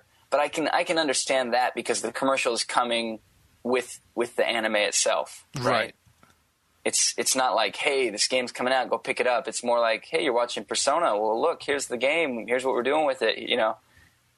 Yeah, so that's madness. I didn't expect that at all. So I just kind of started laughing, and Kohana was like, Kohana's my daughter, and she was like, what's wrong? What's funny? And I was like, oh, nothing, just commercial. And she was like, but big robots, it's funny. And I was like, no. It's Sony pushing games that are not out for 3 months. And obviously, she doesn't understand what I'm trying to get at. Sure. But yeah, it kind of tickled me. I was thinking, wow, is Sony like that desperate? Are they that desperate that then they need to show a game that's not out for another 3 months? Yes. It must be, right? They have to be. There's nothing. I think currently, and I could be wrong, but I was making a video on YouTube recently, and I was looking at release lists, and I wasn't looking at exact like every single game ever release list, but I was piecing things together. I don't know that there's currently a piece of Vitasoft period scheduled to come out in May. Really? Nothing that at least comes to mind or that anyone seems to care about. Can you think of anything? In May? No. I know that Resistance, Sony's kind of first-person shooter, is scheduled to come out in the States at the end of May. Okay, I'm talking Japan. You're talking Japan, though? No, I don't know nothing of Japan. May. This is a month and a half from now. Yeah, nothing. Not a single game. No. And this could change, and it could be wrong already, but even if there are, I don't think any of them are big names at all or anything that anyone cares about, which is crazy because it's a month and a half away. Yeah. What was the Yoshida, the president of Worldwide Studios? Didn't he say that every month there'll be something big? He basically said that every month Sony would be putting something out. So I was just thinking about that too. And what I can imagine happening is Mod Nation Racers is not out in Japan yet, right? Right. So they'll bring that over for May as Sony's title. Yeah, and watch that sell 2,000 units. If that, yeah. It'll follow Sumione into history by not making the top 50. It's got no online play. I mean, Mario Kart on the 3DS has online play. Mario Kart on the 3DS has great online play. Yeah, so. I know. And you can't put the Vita out, Mod Nation Races on the Vita, and expect it to sell. Just screams rushed. And, second of all, I just don't get why they just didn't wait. And they didn't need that many games at launch. It wasn't, integral to have that game out at launch. They should have waited another couple months or however long it took and put online in there. Yeah, I know. The game might have still been cared about today. I don't know if people even care about Mod Nation Racers just a month after release here. Right, I don't understand it either, and I hopefully Sony have got something up their sleeve. Otherwise, we're going to look at sales for the Vita, which I think they'll maybe in May, if there's nothing coming out for May, they might hit like, I don't know, 7,000 units, 5,000 units. Right. That's the same. I have the same train of mind there. And that's the kiss of death, right? Yeah. And then developers who switched from 3DS to Vita are probably switching back from Vita back to 3DS now, looking at the sales every week. Well, do you want to put your games on the system that has 3DS's user base out there, or do you want to put your games out for the system as Vita's user base? Exactly, and especially in this day and age, it's like, especially with the economy now. No matter what economy you're in, whether you're in the US, Japan, Europe, they're all pretty crap at the moment. Everyone's economy is is hurting. So, of course, you're going to put it on the system where it's got more units, so you got more potential sales. So don't blame them at all, yeah. And I'll be happy to play the games on the 3DS itself. Just makes me sad that, if the Vita ends up going by the wayside this early in its life, I mean, anyone who's held a Vita or has played with a Vita knows what a wonderful piece of hardware it is. Yes. And what it's capable of that we haven't even really seen yet. It's just sad that it still feels like it's an infant, and it's already talked about like it's, the abused stepchild of the gaming world already. Mm-hmm. So we were all hoping that they'd be like, okay, we're getting more stuff out for it. We're very active here. Look what we're doing. And recently, there hasn't been anything at all. Right. I mean, I have noticed that some of the video game stores have been in, there is a lot more promotion for Vita. There is. So there's finally like a promotion rollout. There's the discounts. There's the 1,000 yen campaign that me and you are still waiting on. Yeah, there's posters everywhere in the store talking about stuff like the campaigns. There's also, I noticed that there was posters for the Vita Heaven as well. I didn't actually see them like prior to the actual Vita, but they were there. I didn't see them. No, I wasn't obviously paying attention.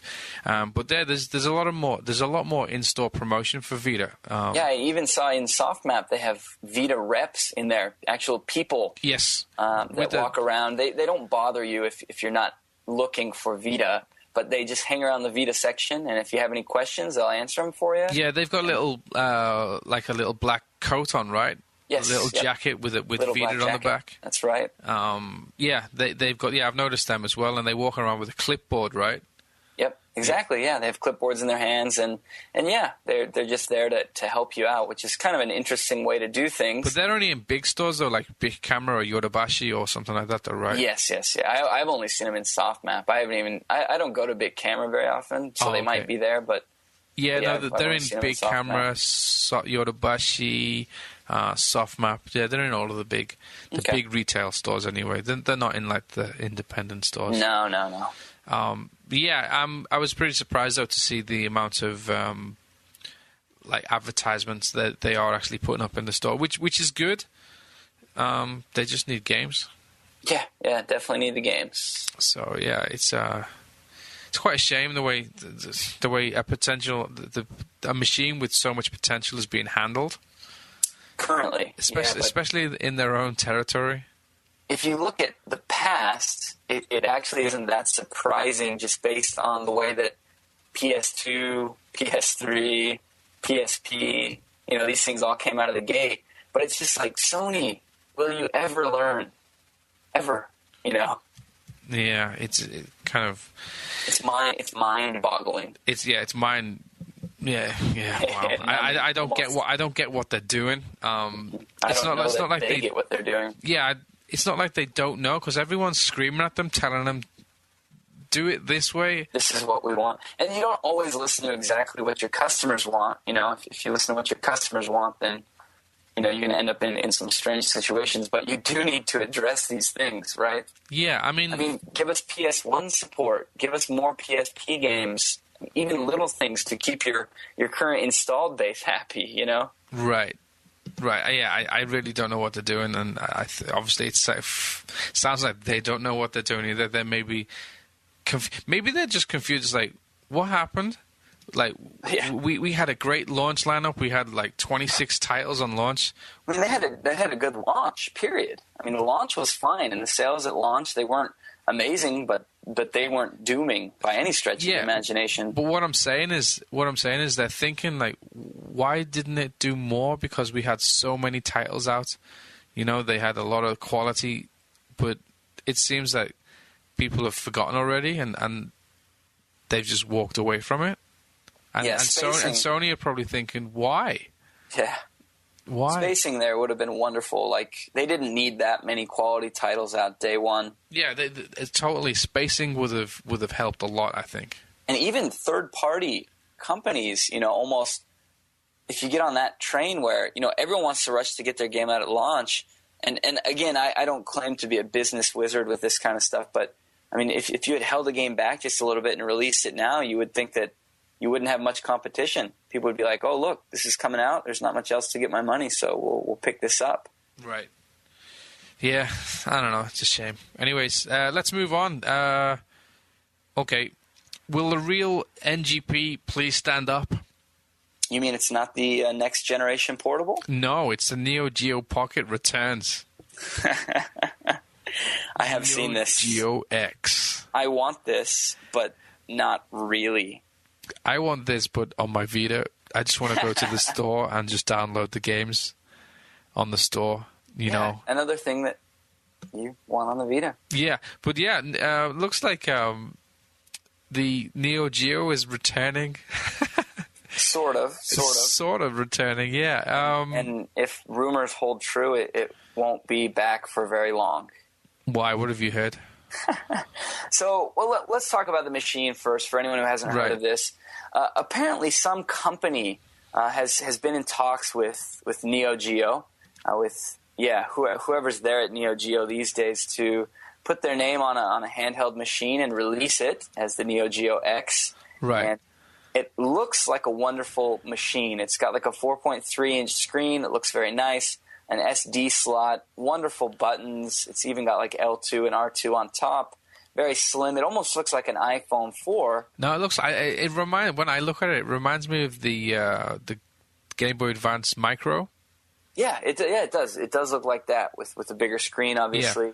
Yeah, but it does kind of look like that, but thinner with the bigger screen and more buttons, of course. So it looks wonderful, and I was like, you know what? If they're trying to get this out for like $100 or $150 with 20 Neo Geo classics built in, and you know an SD slot on there, who knows what you can end up doing with that? Right. But if they're going to get this out for $100, $150, it could be quite interesting. It's very strange that they're doing this.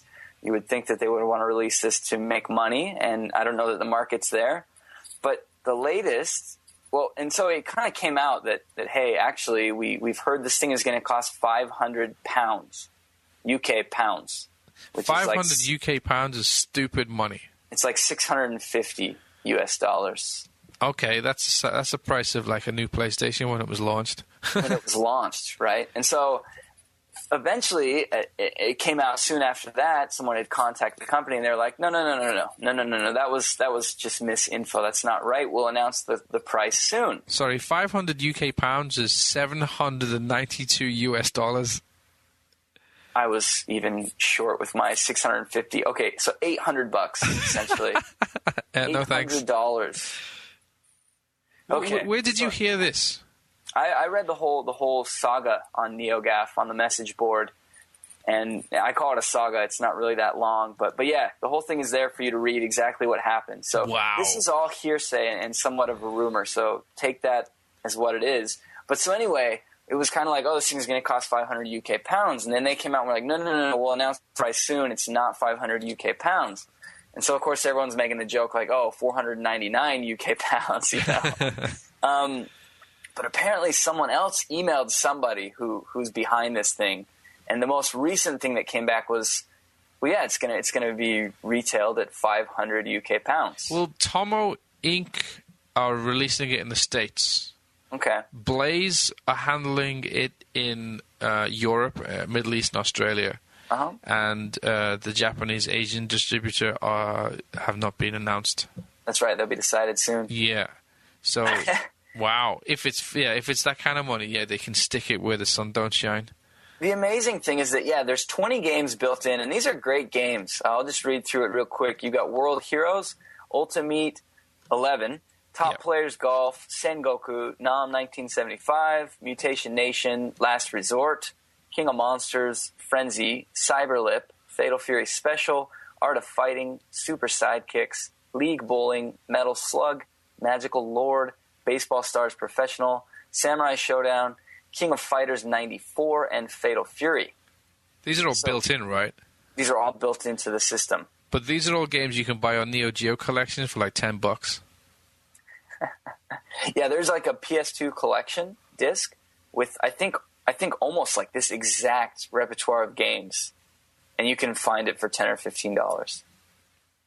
Yeah. So these are great games. That's nice and all, but what are they thinking?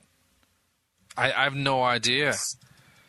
That's madness. I mean, I like some of the games on here quite a bit. Like Cyberlip is cool. Last Resort. You know, there are some really nice games on here that I would like to play again. I don't know why they always tend to use the very first Metal Slug when the following Metal Slugs were like infinitely better, especially like because they re-released, you know, Metal Slug X, and then they have all the other Metal Slugs. I don't know why they always tend to use the original in these collections, but still, these are good games. But 500 pounds, even like 200 pounds would be insane. That's pushing it. It's only got an LCD screen as well. It's not like a... No. It's not. Yeah, it's not like a... Yeah, it's not like an iPhone like Retina screen, or it's not like a PS Vita with its AMOLED screen. AMOLED. There we go. I had to think for a second there. Yeah, like Vita has an AMOLED screen. Yeah. Yeah. Of course, iPhone has their patented Retina screen. Yeah, it's an LCD screen. Yeah, it's an LCD screen, so it's not even comparable to the quality. So I don't know. I mean, if it's cheap, I'd buy it, but if it's not, I mean, the thing that got me when I saw it, I don't know why it got me, but it's got a video out, which I wish the Vita had. Yeah, I wish that was on all handheld systems. Yeah, it's got a video out, and I was like, okay, that's cool. So that means you could just plug it up to your TV and play it as a regular. Well, yeah, here we are. We're in the year 2012 now. This is like the future, right? I mean, there are going to be gamers out there that want to just like have a system, and they want it to do everything for them, you know? They want to have the Vita, and they can walk out of the house with it and play it, and then when they get home, they just hook their same thing into their TV and continue full screen on their, you know, HD TV. And in the future, I mean, people, even companies were speculating that, you know, the iPad could work like this in the future and kind of function as a set-top box when you're at home, and you could have Bluetooth controllers connecting to it. And then when you go out, you use the iPad as an iPad. And I say the iPad itself just because that's what it was kind of like alluded to. But I just mean that something, that kind of concept, right, where you have a portable machine, and then at home, just with a couple quick wires, you've got it cabled to your TV playing in HD, and then when you go back out, it's easily portable again. So I agree with you that the TV out is very big. Yeah, I just wish it was available on the Vita instead of pointing a video camera or an iPhone at the screen and trying to record. Yeah, I've done a lot of that, and it's pretty awful. I see that. But yeah, no, it's got a video out and a headphone out, so you could get direct sound and obviously direct video as well, which is pretty awesome. That's cool. The buttons, though, the L2, R2, R1, R1, R2, yes, they're like kind of right next to each other. So they are right next to each other, so you would have to point your index fingers down in to get to those two buttons. And I don't know exactly how that would work without actually having one in my hand, but yeah, it would not be the most comfortable thing ever, probably. No, it wouldn't, but it's pretty cool. I'd like to know that the delivery system of this machine as well, like, because it's got an SD card, so obviously you're going to be able to download games, right? So basically it'll probably get hacked within like a minute of release. Yeah, of course it's going to be hacked. It's got an SD card on it. You just throw it into the machine. It's going to be able to read it. You're going to be able to figure someone's going to be able to decrypt. Yeah. Oh, yeah. I mean, especially coming from a company that you know, obviously doesn't have the kind of money Nintendo or Sony does to battle piracy. I mean, these kind of machines, if it's not just open source or opened up, like, you know, out of the box, like some of these kind of machines have been in the past, then it will probably be very easily hacked. But what will you be able to do with that is the question, right? Yeah, I guess the first thing that'll be on there will be that SNES emulator, right? That always gets ported everywhere. That gets ported no matter where you go, it's on there. Yeah, that'll probably be the first thing to go on it. Look, Super Nintendo games, yay! Mega Drive again. Yeah, I've done that like on 5 or 6 different systems, and I end up like not playing any of them. Yeah. So I'm way over it now. But exactly. See, I don't know about this thing. It's interesting because nobody does this anymore. Like, in the current economy, you don't see people taking strange chances in gaming like this. Right. And no matter how you look at it, I mean, this thing is not, even if it came out at $100, I don't see this thing like catching huge fire. But at 500 pounds, it will be forgotten about the second it's released. They haven't got a hope. Can you hear me still? Yeah, I can hear you. Oh, okay. Yeah, they haven't got a hope in hell to sell it if they put it out at that kind of price, because everyone's just going to laugh at it. Yeah, no, madness. And these games are all old. And granted, they're good, again, but they're very old. Yep. Cool. Okay, so unfortunately, as you know, or you've just listened to the podcast if you're at this stage, we didn't talk about anything that we really played, really. It sounds really bad. I don't know. I can promise you that next week I will have Kid Icarus talk for you, and Martin might as well, right? Yeah, I know I will do. I've already got it pre-ordered. So definitely have Kid Icarus to talk about. And what was the other thing I said, Martin? There was something else. Oh, the Gravity Days download content. Yes. Comes out the same day as Kid Icarus, and I will absolutely be getting on that day one as well. Are you going to be in two minds of what to play first? I think it will probably be Kid Icarus. Oh, really? Are you going to be using excited. the stand? I have, like, very recently, I have, like, been full board on top of the hype train, so. Okay. So, you know when you get new games, do you pick them up and go home straight away and play them? Do you play them on a train? Where do you play them? Sure. Like, for me, games come out on Thursday in Japan, right? That's the release date for most games is Thursday. And I usually work Thursday mornings. So what I usually do is I pick them up on my way home from work. Right. And I'm usually so tired from work that I don't, like, crack it open on the train and, like, get it going. I have done that for a couple of games that I've either just been really excited about or just wanted to see something, like to check something out. But usually I'll get home, settle in, like get some coffee, rejuvenate myself after a day of being essentially beaten up all day. Right. And then I'll just get going, settle in a little bit and play at home.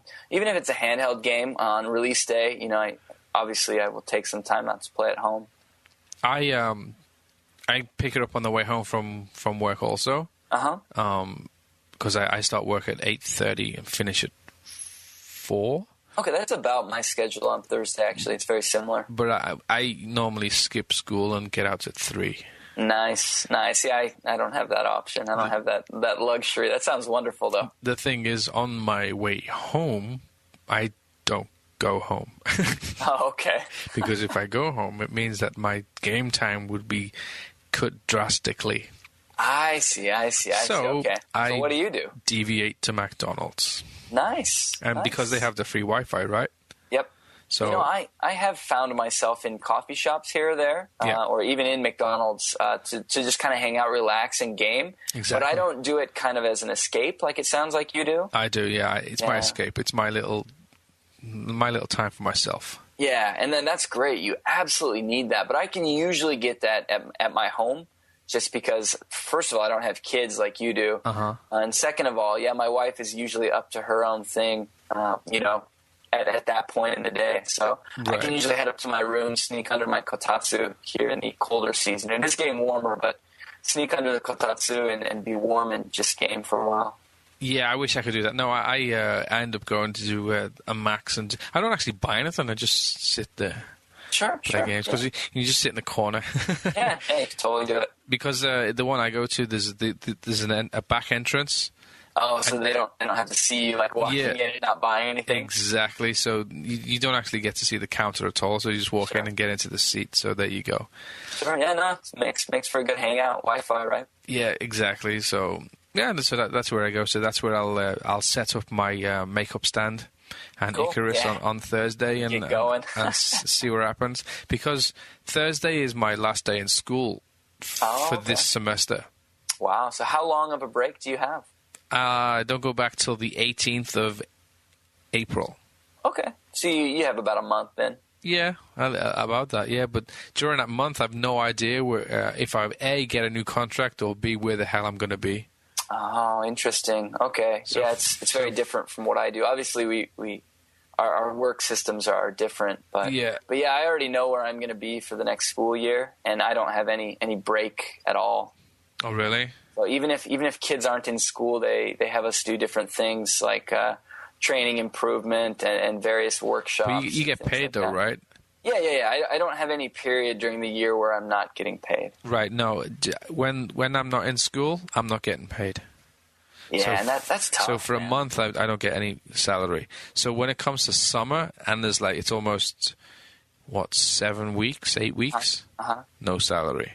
Man, that's rough, because I get a couple of weeks off in the summer. Yeah. But even that's all paid. Yeah, no, we don't get paid whatsoever. It's kind of crap. So a 12-month year is normally about 9.5 months paid. Man, I mean, on one hand, that's definitely rough. On the other hand, I'm sure that you've found ways to kind of deal with that or to make it work for you. Yeah, I work with Disney on Ice. That's great. In the summer. So the summer's covered. Very cool. It's just the others. It's the little breaks here and there. Yeah, it's Christmas and what have you. This time now, where I just sit on my ass and do nothing. So that's spring vacation, I guess. Yeah, I think I've earned it though, because working in a school, you work your ass off, right? Oh yeah. I've got 4 schools. Yeah. So yeah, I've got 4 schools, 5 lessons a day.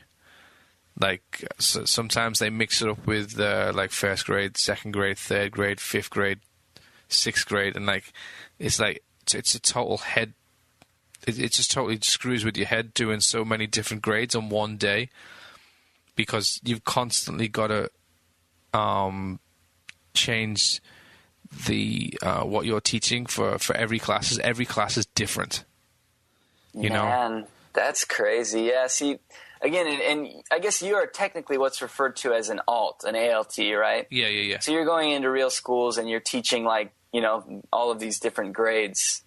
And so, yeah, I mean, you're with kids all day basically, right? Yeah, I eat my lunch with them. See that? I mean, that's crazy. That must be really tiring, because for me, essentially, people ask me all the time, essentially what I'm doing almost, I would say, well, most of the time at work, I'm teaching intensive English classes to college-age students who are taking a year break from college. Right. They have that kind of system here in Japan where if you fail your entrance exams to the big schools, you basically take a year off and you just study your butt off to try and get in the next year.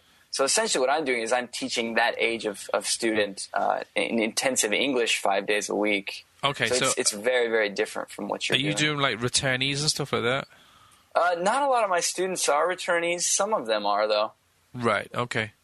Yeah. No. But I'm intense. I'm in there all day from the start to the finish. And with the kids, man. It's funny though. Most of the lunchtime is usually hilarious. You sit there and I bet that's fun. It is. I mean, they're talking about how big your chinko is and stuff like that. It's the first thing they ask. Yeah. Okay. It's the first thing I asked. I mean, the first thing I asked when I walked into the school, he said to me, "Big chinko, small chinko, no chinko." And I was like, okay, how do I answer this? And the teacher's in the corner, and she's just looking at me, and she's kind of laughing, smirking, saying to herself, "Go on, answer that." And I'm sitting there I'm not allowed to speak Japanese to the kids. Okay. Yep. Because as soon as they figure out you can speak Japanese, they won't speak English. Because they'll just go, screw it. Why do I need to speak Japanese? Why do I need to speak English? He understands me. He understands me. So you got to sit there and just act dumb, like you don't understand it. And sometimes it's a real pain in the ass, because because sometimes they say something and you want to turn around and you say, "Don't say that." Right. Because kids will say some crazy things. Yeah, exactly. So sometimes you want to just spin around and say, "Oi." Yeah. Don't let me hear that come out of your mouth again, Exactly. But you can't. You just got to stay there and just say, okay, and just let it go. Madness. And it's sometimes it's not right. I mean, lately as well, I've noticed a lot of kids give flip the finger to the teacher. Yeah, you know what that is? I don't know. I don't know what that is, but it's annoying me, and I shout at them. It's awful. Yeah. I shout at them, and they're like looking at me like as if to say like, why? What's wrong?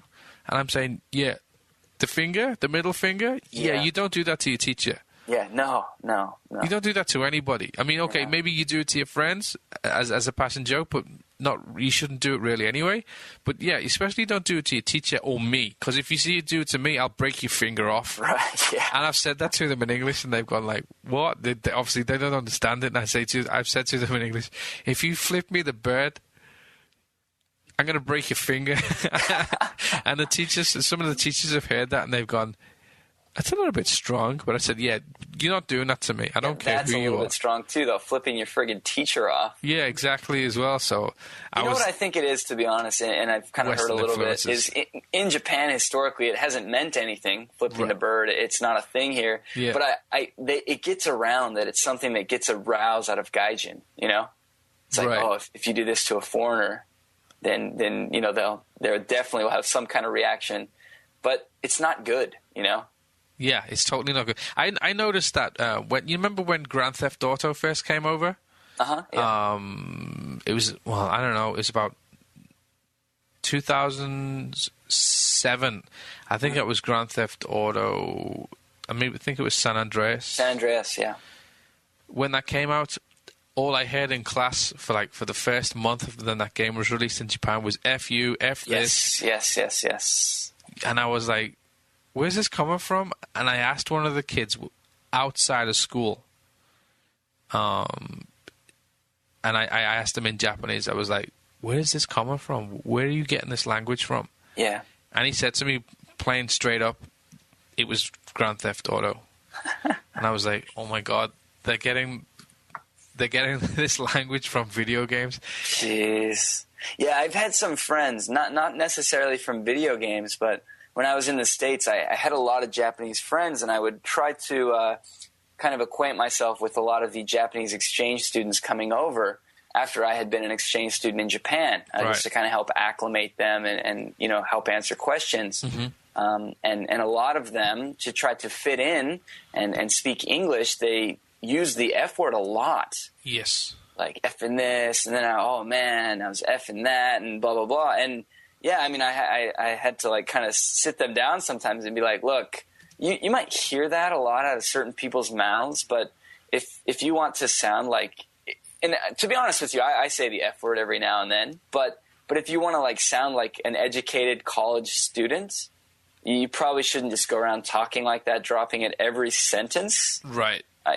You might see it in movies, and you might hear it out of a lot of people's mouths, but look at those kind of people, maybe, you know, and I don't want to, like, you know, if any of our listeners drop the F-bomb every sentence, it's not any commentary on you, although it might be.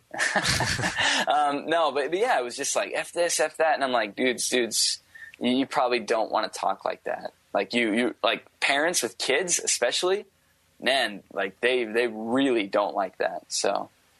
Right, yeah, no, I've heard that as well. But I mean, the funny thing is, I went to my friend took his daughter to dance school in Japan, and he walks into the classroom and he sees all of the kids like dancing. And they were dancing to hip hop, except the hip hop was F this, F you, F me, sit on my big D. Come over here with your big booty ass, and he was like shocked, and he just stood there with his hands on his head going, what have I done, what's going on? And his daughter's there dancing away to this music when he's like, F this, F that, come over here, sit on my, suck my, and I say, oh my God, but they're totally oblivious to it, you know. No, they just like the music, and he was going mad, and he complained. But the people at the dance hall didn't. No, they obviously they don't understand why he's complaining. It is hilarious. You know what I want to do? I want to like make a website. This would be great. Make a website and take all of those popular songs in Japan. Japanese people have no idea what the lyrics in these songs mean, and just translate them directly into Japanese and get my website popular so that people hop on there and actually see what some of their favorite songs are saying. Right. Because seriously, they do not have a clue. And there isn't really Japanese music with lyrics like that, right? Like lyrics that outlandish. And I have a feeling that if many of these people knew what was being said in many of these songs, their jaws would just drop to the floor. Yeah, probably. More than likely, yes. I think they would.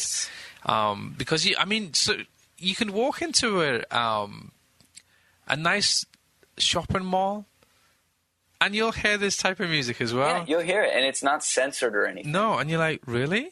No one? No. So, yeah, obviously they have no idea what's actually going on. So that's right. It's quite shocking to hear. It is weird for us native English speakers. Because that kind of explicit music is not allowed in the store. Yeah. You know, like explicit. Yeah, any music. Well, especially in England, if the music has an explicit logo on the CD cover, you're not allowed to play it in the store. Right. Yeah, so you don't hear that in England. You don't even hear it on the radio because it's all censored, right? Yeah, exactly. The radio version. Yep. But yeah, you come to Japan and F this, F that, suck this, suck that. It's like, uh-oh. I get my kids out. So yeah, I don't want my kids hearing that. So. Sure.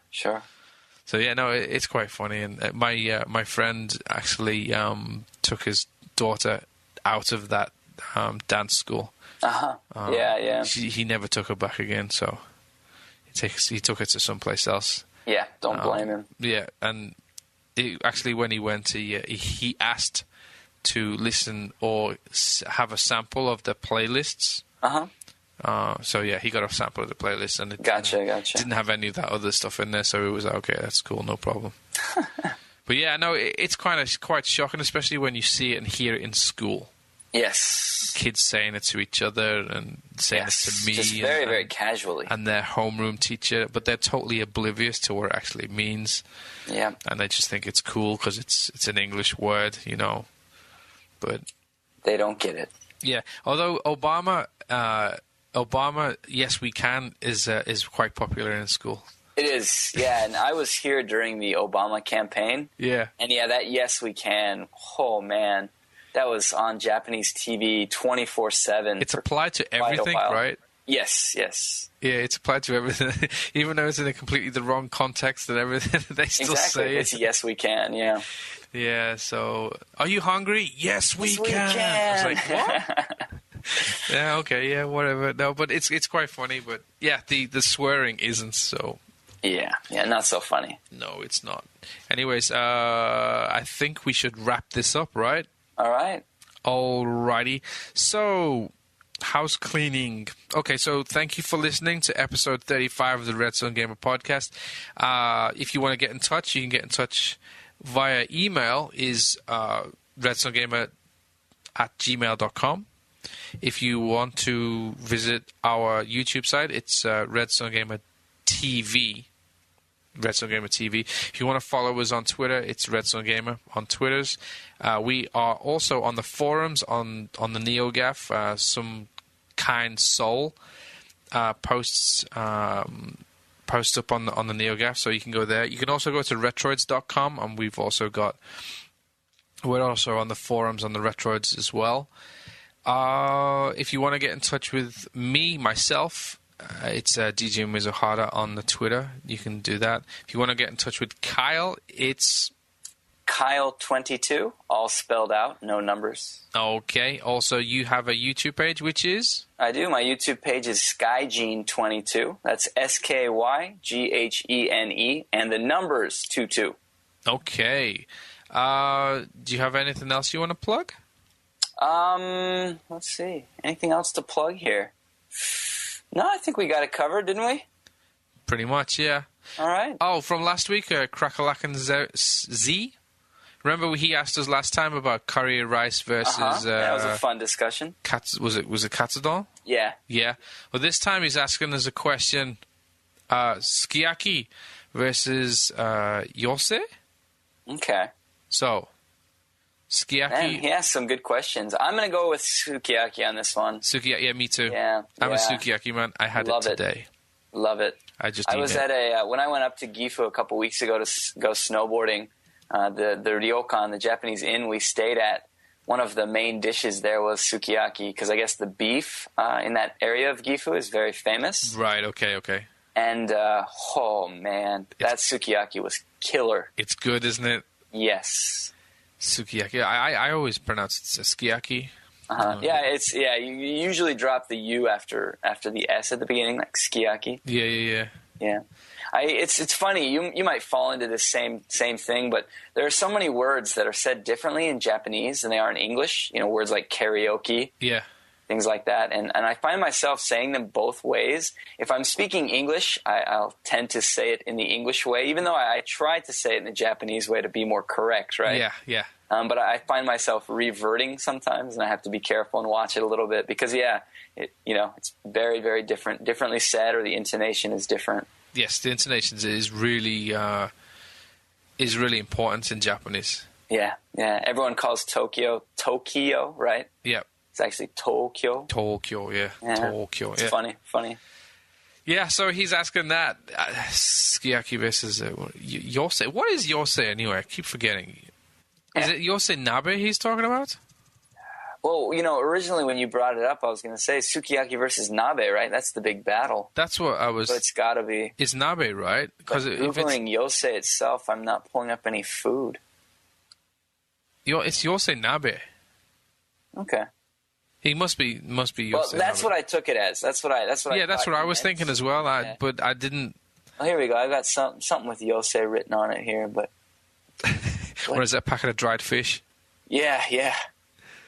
All right. Well, anyway, if it was intended to be Sukiyaki versus Nabe, I love Nabe. Oh yes, I found a picture of Yose Nabe here. So it looks to be a pretty standard Nabe. Nabe is great. I love it. I eat it pretty often in the winter. It's wonderful. Yes. But Sukiyaki is seen as more of a, I don't want to say a rich man's food, but it's a little bit of a higher tier, I think. Yeah. Unless I'm missing something on the Yose part of the Nabe. Right. No, I don't think so. Okay. Yeah, Sukiyaki is definitely the rich man's taste. It is. And I don't eat it that often. I'm not a rich man. Maybe 3 times a month. 2 or 3 times a month? Yep. Sukiyaki? Yep. All right, you're doing something right then. I guess your money goes to that. My money goes to games, and I end up eating gyudon, Well, yeah, that. Not really. My mother-in-law, I think I've said before, I live with my in-laws. Right. My mother-in-law does prepare meals every evening, and they're wonderful. So it's the same here, but that's what she does. Sukiyaki. Wow, well that's great. Shabu I get sukiyaki. I thought you were going to say 2 to 3 times a year. No. Honestly, that's about the rate that I eat sukiyaki. So for me, it's even more particularly high quality, because when I hear we're having sukiyaki, I'm like, all right. Yeah. What about shabu shabu? Shabu shabu we also do. We do it more often, maybe once a month or so. It's good, isn't it? Yeah, shabu shabu is great. Yeah. Yeah, I love having different, like you have ponzu and you have gomadare, sesame seed. Sesame seed, right. Yeah, oh man, it's so good to have the different tastes. Japanese food's great, but it just makes you fat. It does. Everyone thinks Japanese food's great. It doesn't make them fat. No, it doesn't make them fat. It makes Westerners fat, and that's what they can't. They don't get it. Yeah. That it affects us in different ways. Yeah, it's funny. And yeah, I keep telling my wife that if it affects Westerners completely different to Japanese. You know what I've been doing is partially just because I'm kind of sick of it, is I'm eating much less white rice lately. Rice, period. I've killed the rice. I've killed rice and bread. Yeah, all those. Yeah, exactly. All those tansui kabutsu, right? Carbohydrates. Man, they will get you. Oh yeah, they've had me for, I don't know, 4 years now. Need to kill them. Anyways. Yeah. So okay, that was a kind of a bizarre episode of the RedSunGamer podcast. Next week, as we said, we've got more games to talk about, and we've both got a lot more time to talk about them also. And we've got Steve back, right? Steve will be back, and he will probably play Kid Icarus also. So okay, cool. We'll have a 3-way Kid Icarus. That'll be a fun conversation. I'm looking forward to that. Me too. So thank you for listening to the RedSunGamer podcast. We'll be back next week. See you then. See you then. お疲れ様です。お疲れ様です。